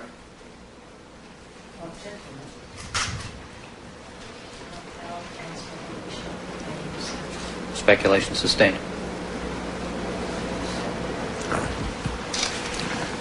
Were you a person who, while in the Marine Corps, had been in some kind of special division? No. All right. Did you serve in Vietnam at all? Not in country, no. Not in country? I was on a ship. Okay. But it was called being stationed in Vietnam, right? Yes, sir. Okay. Did you say, while in the recruiting station, at any time during those years, that when you see a nigger driving with a white woman, you pull them over? No. Do you recall anyone asking you, if you didn't have a reason to pull them over, what would you do? I don't recall anybody ever asking me that question, sir. Did you ever make the statement that if you needed a reason, you would find one? No. Okay, he's lying through his teeth, and he later admits that he was lying through his freaking teeth. He gets held in contempt, and this is what blows the case sky high right here. This is how O.J. Simpson walked. Okay, next paragraph.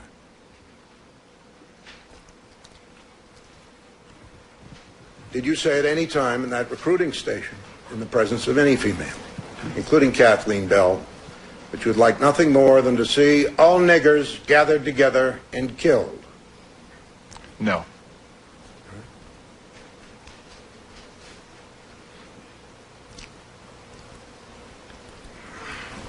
Are you aware, bottom of the page, of any complaint that was brought to the LAPD by this individual? I'm not aware of any investigation, no. But you are aware that she has appeared on public television and made essentially these same claims, correct? Yes. Have you started any lawsuits against her? No. Have you brought claim against her for defamation? No. See? All right. Now, you told us yesterday that you do not know, as I understand it, an Andrea Terry. That's correct. Can you recall at any time a blonde woman suggesting that she had an attractive but tall friend? No. Do you recall at any time in the presence of Joe Foss being asked by a woman if you were interested in a date? No. That never happened that you can recall? No. Is it the kind of thing that you would remember if it had occurred, being asked for a date in the presence of Joe Foss? I think in the presence of anybody, if I was interested in the woman or it went farther than that, I think I would probably remember it. Let's assume you weren't interested. You said, hey. Okay, when you have a witness for the defense and you put them on the stand not even realizing what a fool they're going to make out of not only you, but the entire thing. That is the biggest mistake that you could possibly do. The biggest mistake that you could possibly do. And because it all you do is make one mistake and you blow the case. I don't care if this person was videotaped, because that's not what they go on in this country. See, if it was ran by me, I would say, okay, look, he did it. We've got the proof. Let's do that. Get rid of him. Whatever. That's not the way we do this in this country. This country is very fucked up. Our judicial system is very screwed up. Everybody goes on technicalities. They go on this. They go on that. And it's ridiculous. If you heard, I don't know if you heard, but if you did not get a chance to hear the tapes of him, it was something to hear. It is an absolute fiasco. Here's the tapes. You ever try to find a bruise on a nigger? Please out, huh? It's not like you're really listening to their words, because you'll key on what's the truth and what isn't. First thing, anything out of a nigger's mouth for the first 5 or 6 sentences is a fucking lie. Fight or fuck around with the police, you do what you're told. You understand, Nick? Sometimes to a freezer. And you know which gang did it, but they wouldn't talk. So I can pick up 3 or 4 gang members, bring them to the station, take one in the basement, just beat the dog shit out of it, not even ask a question. Bring him up, sit him down. Bleed, basement's all popped up, got hurt. Next guy, take him down the stairs. Okay, they shot her. Where else shot him? That's how you get information. What is this, Patty? Now, and because, I mean, what? I would say get him out of here. I would have completely had him removed from the witness, because she had the choice. She had the choice on whether or not to put him on the stand, and she chose to put him on the stand. Are you kidding me? Are you kidding me? And you want to tell me that he didn't do this with all the evidence they had, and all the circumstantial evidence that they had, and he just walked. He just walked. I mean, it was sad, it was horrible, and it was disgusting what happened on that trial. And the reason I find out I'm talking about it is because it is amazingly on my mind, because I saw that special. If y'all didn't see that thing, you really need to watch that. It's amazing. It is crazy. It is so cool. It is put together so well that you wouldn't believe it. Parts of it are just truly amazing. The only thing, you know what the only thing about, excuse me, I'm going to sneeze again.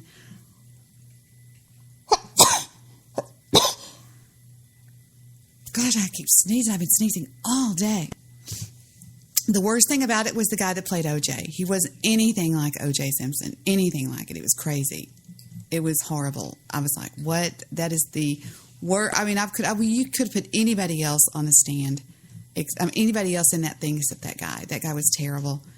It was like he wasn't even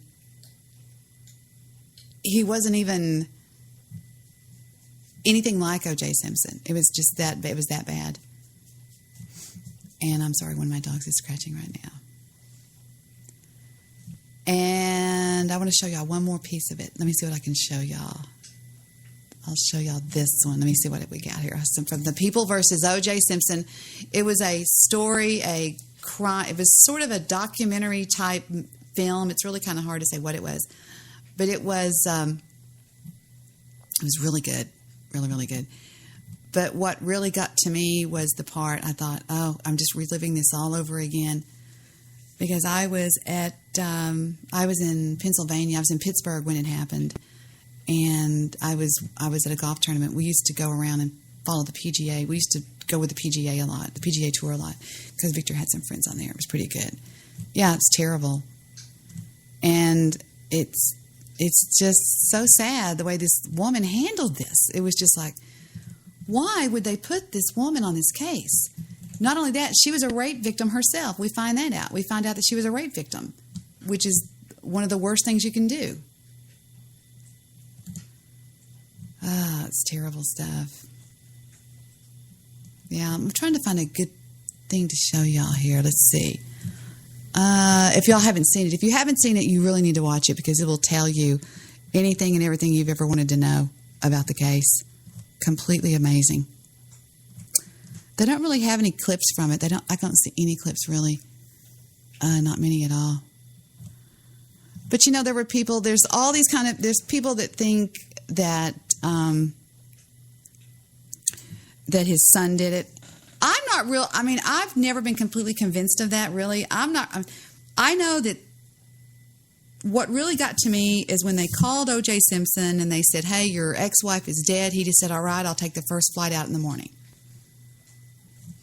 Wouldn't the first words out of your mouth be, what happened? What do you mean? What do you mean she's dead? What happened? No, he didn't say that.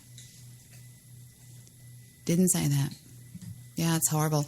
There's no clips to show you, I guess, really. I mean, it would be good if I could show you something, but there's not. I don't see anything on here. They must not have it anywhere where you can listen to what they said, but it's pretty crazy. I mean, and they followed it to a T, absolutely followed it to a T. And it was wasn't the trial like a year long or some shit like that? Wasn't it like crazy long or something? Yeah, let's go back to the Drudge. So Cosby's going to walk any day. That'll be fine. He's going to walk. Who cares? Just let him walk. Who cares? If you're a celebrity, you get away with murder. Or if you're a politician, you get away with murder. Murder. Yeah, it's ridiculous. Screw you. Go away. Let's see what else is going on today. Trump pledges to wipe out the MS-13. Something. Man wearing ice jacket in Hispanic church causes a stir. Cosby cares about that. Let's see. Argentina's Fernandez presents new party. Cares about that. Pentagon building robotic wingman to fly alongside fighters. Nothing there. Let's go and take a look and see what's going on in around the world. Let's go to what is that one over there in the UK? Because we're actually coming out on the UK right now. Let's see. I forgot. What is the name? It's called the Daily Mail. Let's see what's going on in the Daily Mail out of the UK. Let's see.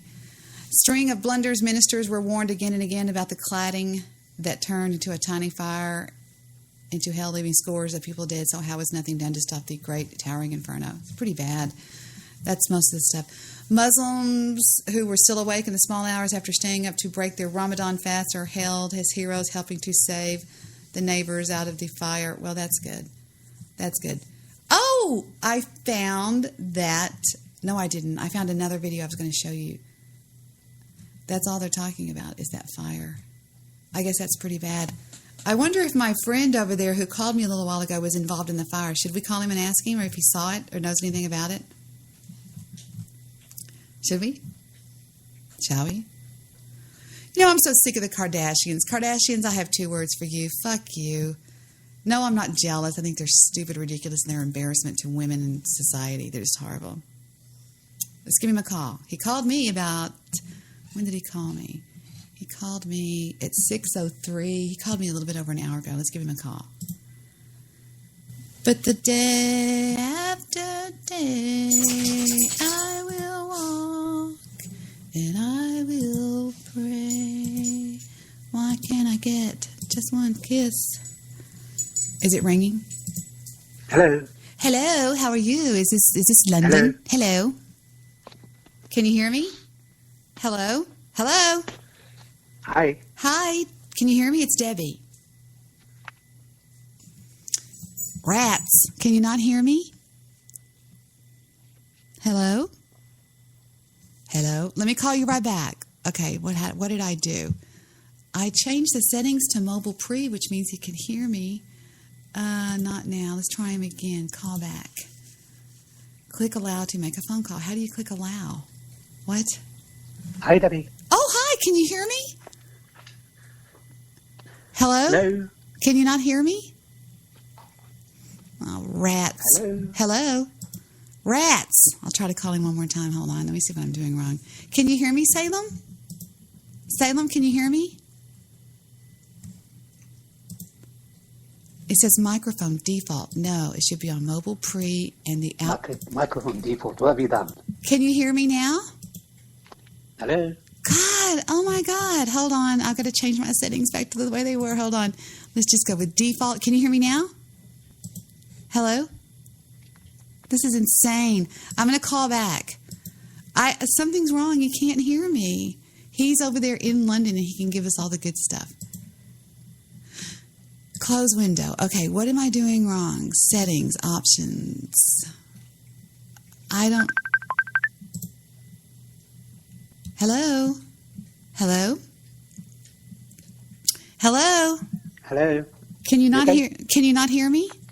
No, I couldn't. Now I can hear you. Oh, what's going on? You sound so serious now. No, I couldn't. Now I can. Can you tell us? Pardon? Did you see the fire yesterday? Do you know anything about it? Oh yeah, it was just another tragedy. Yeah, that's the bloody austerity cuts as well. With the there's no good news. There's nothing. I think it's just an accident. You know what I mean? Yeah, it's an accident. But he's just awful. He's terrible. They're blaming the building or something like that. The renovation. Do you know anything about that? Well, they blaming the government for the safety that had to be kind of checked again. They ignored it, and plus the austerity as well with the fire brigade as well. So there were a lot of cuts, and now people are not happy with it. Wow, I can't imagine dying in a fire. What a sad way to die. Oh, that's terrible.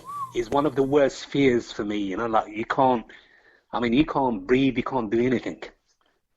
You know, so as soon as you get intoxicated, and on top of it, you get burned. So it's just it's one of them things that really, really make me, oh my God, feel terrible. Can you imagine people in the old days that were burned at the stake? Yes. Wow. Yeah. Your legs burning and just, I mean, oh my, it's just unbelievable. Did you ever see that video, that ISIS video of that pilot that got burned in that cage, burned alive? I don't think I have actually, no. Don't watch it. It's hard to watch. When ISIS did that, it was terrible. Oh my God. I can't. No, fire for me is just, you know, I'd rather die in the sea than in the fire. Yeah, I would rather just die in my sleep. Thank you very much. Okay. Yeah, they said it was pretty bad, that there was a lot of people watching it and stuff. That's sad. Yeah, no, it is. Because the way it happens, there's not much he can do, you know what I mean? So you just have to stand there and watch. There's nothing he can do. Because he apparently he just caught up and he just went on so quick. And before you know it, people were trapped. Oh my God. They couldn't. They couldn't. What happened to the old days when people would jump and land on those great big things? Remember? What happened to that? Yeah, I remember that. If I lived in a high rise, I would probably keep a parachute somewhere by the door, by the window. And if something happened, I would just jump out and parachute down or something. That's a smart plan, Cookie. Yeah, that's a good idea. You always call me Cookie. If I was a cookie, what kind of cookie would I be? Well, definitely a chocolate cookie. Chocolate? Chocolate, yeah. Smooth chocolate cookie with caramel. This guy is a chef, and you cook nothing but, do you cook gourmet food, right? I do all sorts. I even do some American food. What do you call American food? Pardon? What do you call American food? What is American food to you? I like it. Actually, funny enough, I got an old book about the Cajun cooking as well, and so the New Orleans and Louisiana. Yeah, right. I took interest in that one, the Cajun and Creole. Yeah, everything's hot, spicy. Yeah. It's all got cayenne pepper in it. Yeah, but it's a good combination. There's some good combinations. Yeah, but I can't imagine eating those bugs. What are they called? Crawfish? That's nasty. Ugh. Seriously, oh my God, they pull the heads off and suck the stuff. It's grotesque. Oh, I love it. No way. You know what I do love is I love escargot. Oh, do you? Yes, I love escargot. I love French food. I could eat it all day because all French food to me is just creamy sauces. Yeah, well, yeah, you got that right. You know what my favorite thing in the world is a tenderloin with béarnaise sauce. Oh, yeah, béarnaise sauce is nice. It's really nice, actually. Oh, it's very nice. It's very nice. It's egg yolks and lemon, and it's all the bitters, right? Yeah, a clear butter, clarified butter. Yes. I love, and that's the difference in most food and French food is just butter, right? Lots of butter. butter and cream all the way through. Yes. Butter, cream, and wine. Yes, and y'all smoke cigarettes too, and they live so long, and it's because of the wine, isn't it? The wine and the cheese. Cheese helps you live a long time. The cheese, oh my God, there's massive collections of cheese. Yeah, and they make cheese over there that just sits out. Like when we go get cheese, we have to find it in the cold refrigerated section, and all it is oil. It's not even, unless you buy a certain brand, but we really eat like crap over here. I frankly think our country's trying to kill us all. Yes, I agree. When I was in, not last year, 2 years ago, I was in Florida. I was like, wow. Seriously, I was a bit shocked. It says my video camera's coming on, but I don't know if it is or not. I don't know. Is my video camera on? It says accept. Well, anyway. So, yeah, I love to cook. That's what I love it. I love to smell it. I love to taste it. I love everything. I love it to death. Oh, well, French cooking is definitely my department. Really? Yeah. I was trained in French cooking. Wow. Where did you learn how to cook in French cuisine? It was mainly, I didn't do much in Paris, but I did it mainly here in London. I got my practice and I was working in a few hotels. Wow. Yeah. What kind of what hotels have you worked at? I did the Hilton, what's the one? The Intercontinental, the Meridian. Really? Yeah. All right. Let me ask you another question. Princess Diana, accident or murder? That's a tough one. Well, I think personally, they wanted her dead. That's for sure. Mm-hmm. They did say she was a loose cannon. Yep. That's when she got shocked. Considering the driver was an expert, it's hard to believe it was an accident. It could have been, but it's hard to believe. There was too many mitigating circumstances, you know? Like, why did they take so long to get her to the hospital? Why? Why did it take, in a 20-minute drive, it took them 2 hours to get her there? It's almost like they were waiting for her to die. Yeah, I mean, especially someone like that, high profile, you know, they would be there within minutes. Yeah. I mean, and they took 2 hours to get there. They kept stopping and stopping and stopping and stopping. And it was just like, why would they do something like that? Mm. It was too weird to me. I don't know. There was things that, you know, whenever something happens, so many people die. So many people die. Millions of people die. And there's no question about it. They died. But when somebody, and so what that tells me, if somebody dies and there's a weird question around it, that's the ones I pay attention to.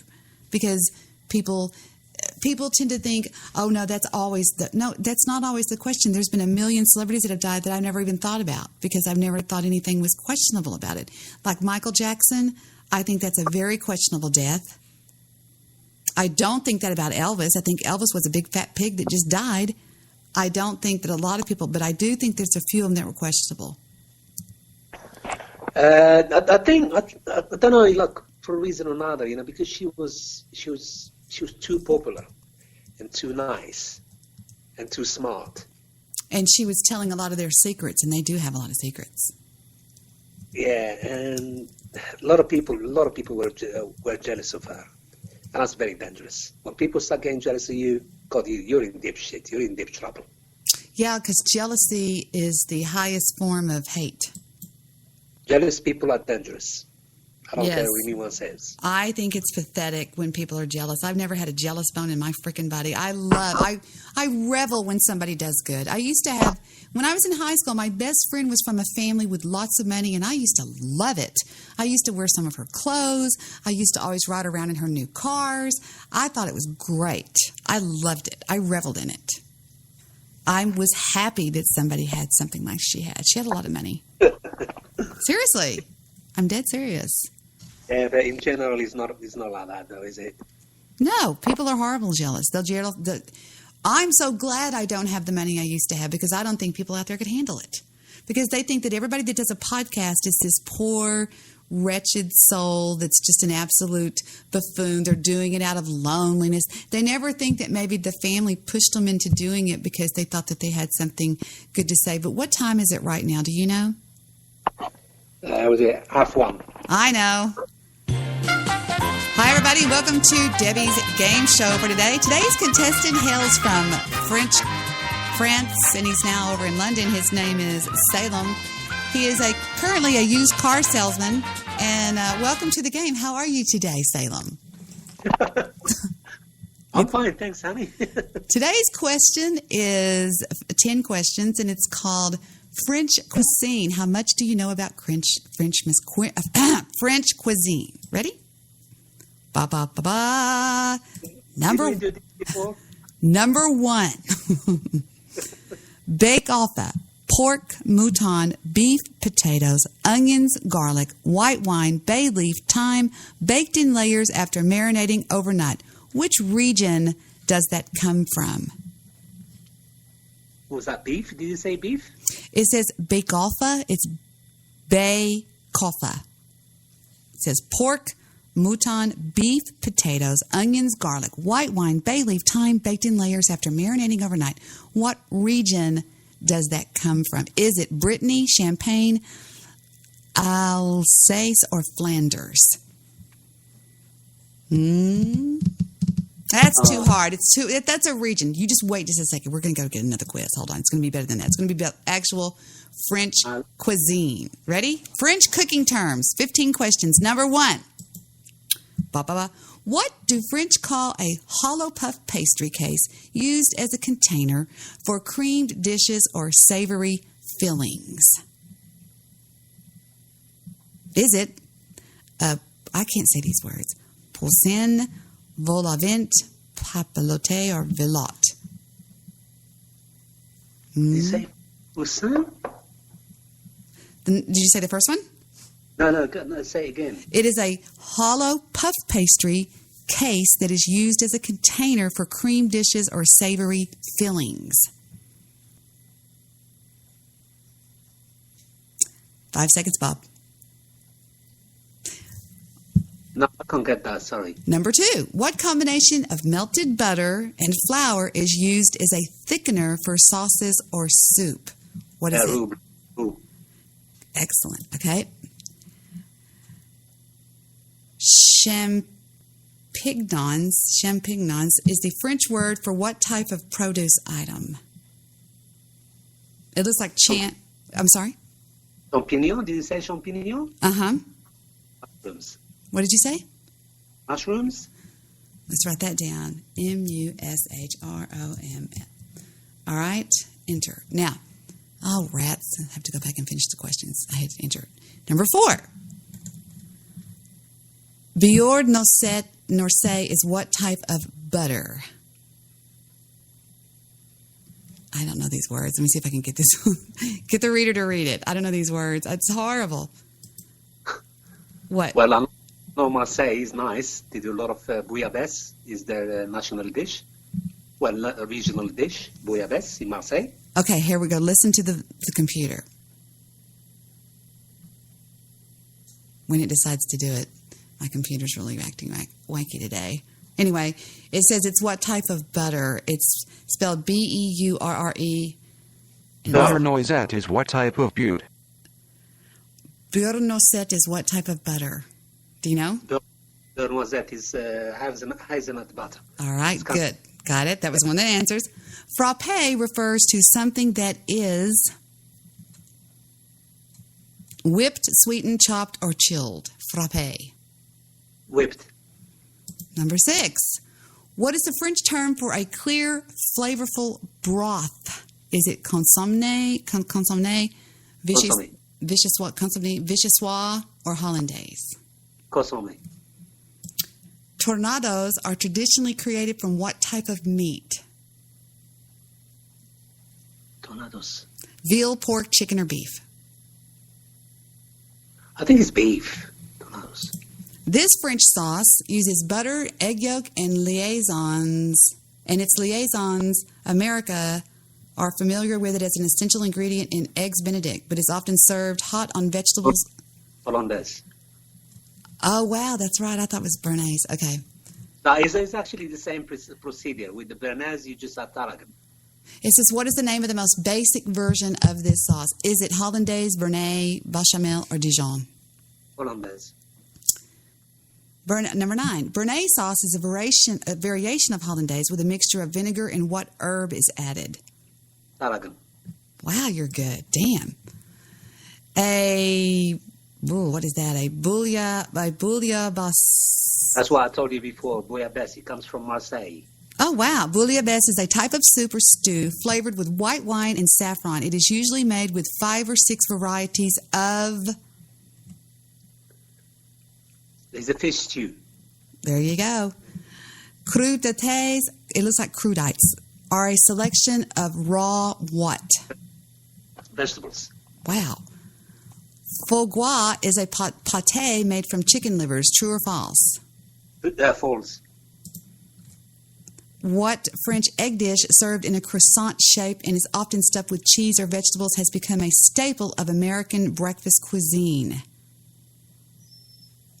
It's a croissant. It's served in a croissant shape and often stuffed with cheese. Is it a frittata, an omelet, an eggs Benedict, or a sabayon? I think it's a frittata. Yeah, I don't either. I'll say egg Benedict. All right. Number 14. You have 2 more. Vichyssoise is a cold, creamy soup made from leeks, onions, and what other vegetable? Potatoes. Good for you. And the last one says, napper has nothing to do with sleeping. Rather, it means to cover a dish with... You could use apricot jam for cakes. It says salt. Yes. It says salt, tinfoil, garnishes, or sauce. Napper. Nappy. Tinfoil, garnishes, salt, or sauce. Which one? Well, basically, if you use an apricot jam to glaze the thing, so that's what you say nappy. So I would say, I wouldn't say sauce. Garnishes?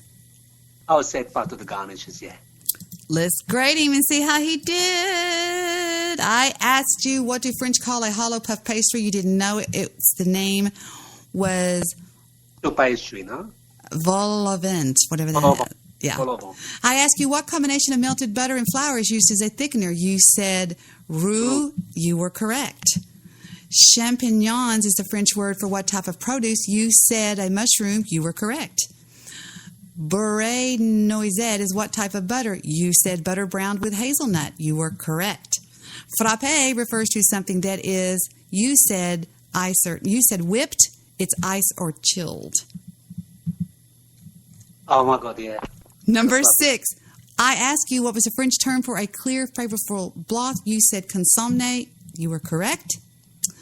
Tornadoes are traditionally created from what type of meat? You said beef. That was correct.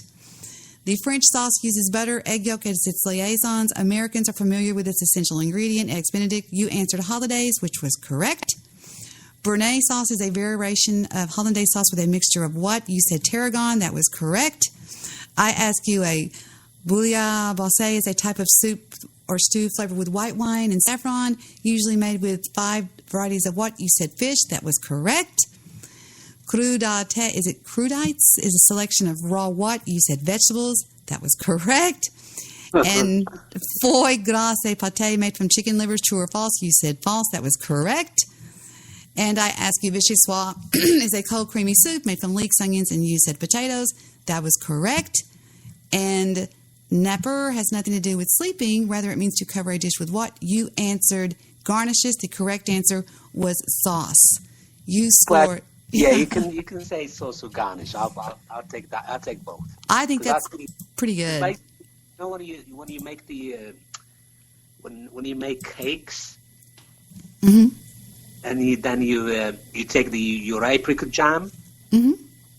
and you heat it up so it becomes a bit liquid, and then you cover it so that kind of you glazing. I mean, I'm saying more of a glazing, but I'll say sauce. I agree with that. This one is a French menu. Let's see how we do on this one. The first course started with amuse-bouche. What does that mean? Amuse. Mm-hmm. Boucher is a little kind of pastry. Amuse. Mm-hmm. Is it just a joke? Somebody says a joke. Is it a smile or a funny joke or something like that? Or Amuse. right? Amuse is kind of a jokey way, yeah. All right. We'll just put a joke, okay? The next course was warm vichyssoise, pont lait envanqué in crotte, Brussels sprouts and truffles. I get the vichyssoise, potatoes, and leek soup. The truffles, but what the heck is pont lait envanqué in crotte? En croûte is something that you wrap up in a pastry or in a kind of pastry. You wrap it up. En croûte. All right. I don't eat seafood, but both my husband and I had different entrees. He had the kingfish, giant couscous with bisque and crab, curry leaf. This was served with a Pinot Noir wine. Which of the following wines is the Pinot Noir grape not used in? I don't know. That's a dumb question. This is a dumb test anyway. It's really a stupid test. Yes, what? Sorry. I just love the fact that you're a French cuisine chef and you trained in French and now you live in London. I think that's really cool. It's fun to know people from around the world. Yeah, well, I'm glad. You sound on top form. Good. Nice to hear you smiling. Well, yeah, we were talking earlier and I was just like, I'm so mad about everything. I hate everything in the world. It's okay, honey. Don't worry. Honestly, don't worry. It's life. Come on. We're good friends. Yeah, I appreciate your friendship a whole lot. And everybody liked you on the show the other night. As a matter of fact, I didn't even have time to talk to you. They were talking to you so much. Oh, they took over. Yeah, they took over. They were dying to put their questions in. I just stand back, though, and let them talk. Yeah, everybody, for reason matter, like everybody seems to think we're in a war zone. You know what I mean? Yeah, but it's because of the reports that we get that these crazy Muslims and Islamists are over there screaming Allah Akbar in the streets. Nah, it's not like that, honey. Trust me. Nah. But is there any presence of Islamic over there in London at all? No, there's a lot of Muslims. Loads. But they're all nice people, though, you know what I mean? You don't get problems that people put it. It's all good. It's all good. Are you not afraid of the Islamic regime taking over the Western civilization? Trying to? I'm not afraid of anything. I take anything the way it comes to me, honey. Never did, never will. I like the way you talk. I'm very cosmopolitan. Well, that's me. I mean, can you see me walking around with a burqa on or something? Are you kidding me? I would say, get lost. I wouldn't do that. I'm sure you look very sexy. Shut up. But, you're going to have a problem. You won't be able to see your legs. Yeah, that's what I'm saying. It's dumb. It's stupid. And what? You won't be able to see your beautiful skinny legs. They're not skinny. They're firm and muscular. That's what he keeps saying. Skinny legs. I guess I do have skinny legs. Do I want some fish? Yes, I want some fish. Victor's asking me if I want some fish. Do I want salmon again? I eat salmon every night because I can't eat anything. I hate what I'm going through. But it's whatever. Let me answer him. He's sending me a text message. Yes. He goes to a place called Cece's. Have you ever heard of Cece's? I know it's a dumb name, but it's one of the most amazing things you can get in Dallas. It's a place where people like you, these chefs, they have this food that they prepare, but they don't cook it. And you can go there and buy scoops of this food and take it home and cook it. And it's amazing. It's already all set up. Or, can you make creme brulee? I'll have a go. Really?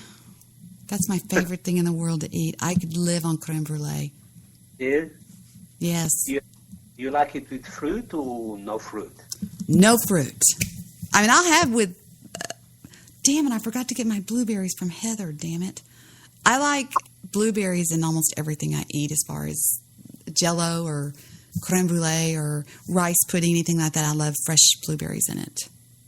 You want creme brulee with blueberries? Yes. Okay, I better start practicing. You came to Houston. Didn't you come to Texas recently? Pardon? Didn't you come to Texas recently? I was in Texas last year. See how stupid you are? You didn't even come to see me. I did tell you, but you never answered me back. No, you never. I'm not going to drive down to Houston. Nope. Mohammed doesn't go to the mountain. The mountain comes to Mohammed. It's a joke. Smart ass. I'd rather be a smart ass than a dumbass. No, but I did warn you before. I said to you, I'll give you enough notice. I said, I'll be in Texas. I'll be in Houston. Yeah, which is a 5-hour drive, and just getting through downtown Houston takes an hour in itself. Hush, Fufu. I even named my dog Fufu.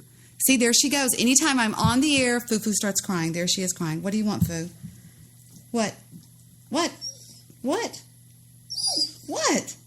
Don't attention. Yeah, no, she wants to go outside. She's letting me know she has to go outside and go potty. Well, it's been nice to talk to you. I'm going to get off the air for a while and come back on the air probably later tonight because I'm bored out of my mind. My daughter is not around and my son is stranded downtown Dallas and I don't even care where Vic is. So I'm going to come back on later and talk to you guys then. So thank you for letting me call you, Salem. No worries. You're welcome. You're so nice. I just love your voice and everything. Well, that's good. Good news. I see you just put a smile on my face. Good news. All Am I right. in trouble? No, you're not in trouble. You're not in trouble. I've enjoyed talking to you today. So with that, I bid you adieu, and I will see you later. Au plaisir. À la prochaine. Prends soin. He's so sweet. That was a friend of mine on Facebook named Salem. He's been listening to me for a while, and I like him a lot. He's a really nice guy. What a nice guy. Pimp Daddy, what? What are you doing in my chat room? Just a bunch of haters. Fuck you, chat room. Hi, Bloviator. I'm sorry you're stuck in there with those idiots. All right, that's it. I'm going to get out of here. I'm going to come back later because I've got to do something with the dogs. I'm going to take them out for a run, walk, whatever you want to call it. You want to go walkies? Walkies? Everybody, let's go for walkie, okay? What? What? What? What? What? What? That's a hound. That's what hounds do. They cry. All right, I'm out of here. I'm going to get something done with these dogs, and I will see you guys later on tonight. Maybe if I do. If I don't, then whatever. All right? Bye, guys. Hang on, everybody. We got to go outside. We'll be back later. Oh, before I forget, listen to what I played in the first part of the show.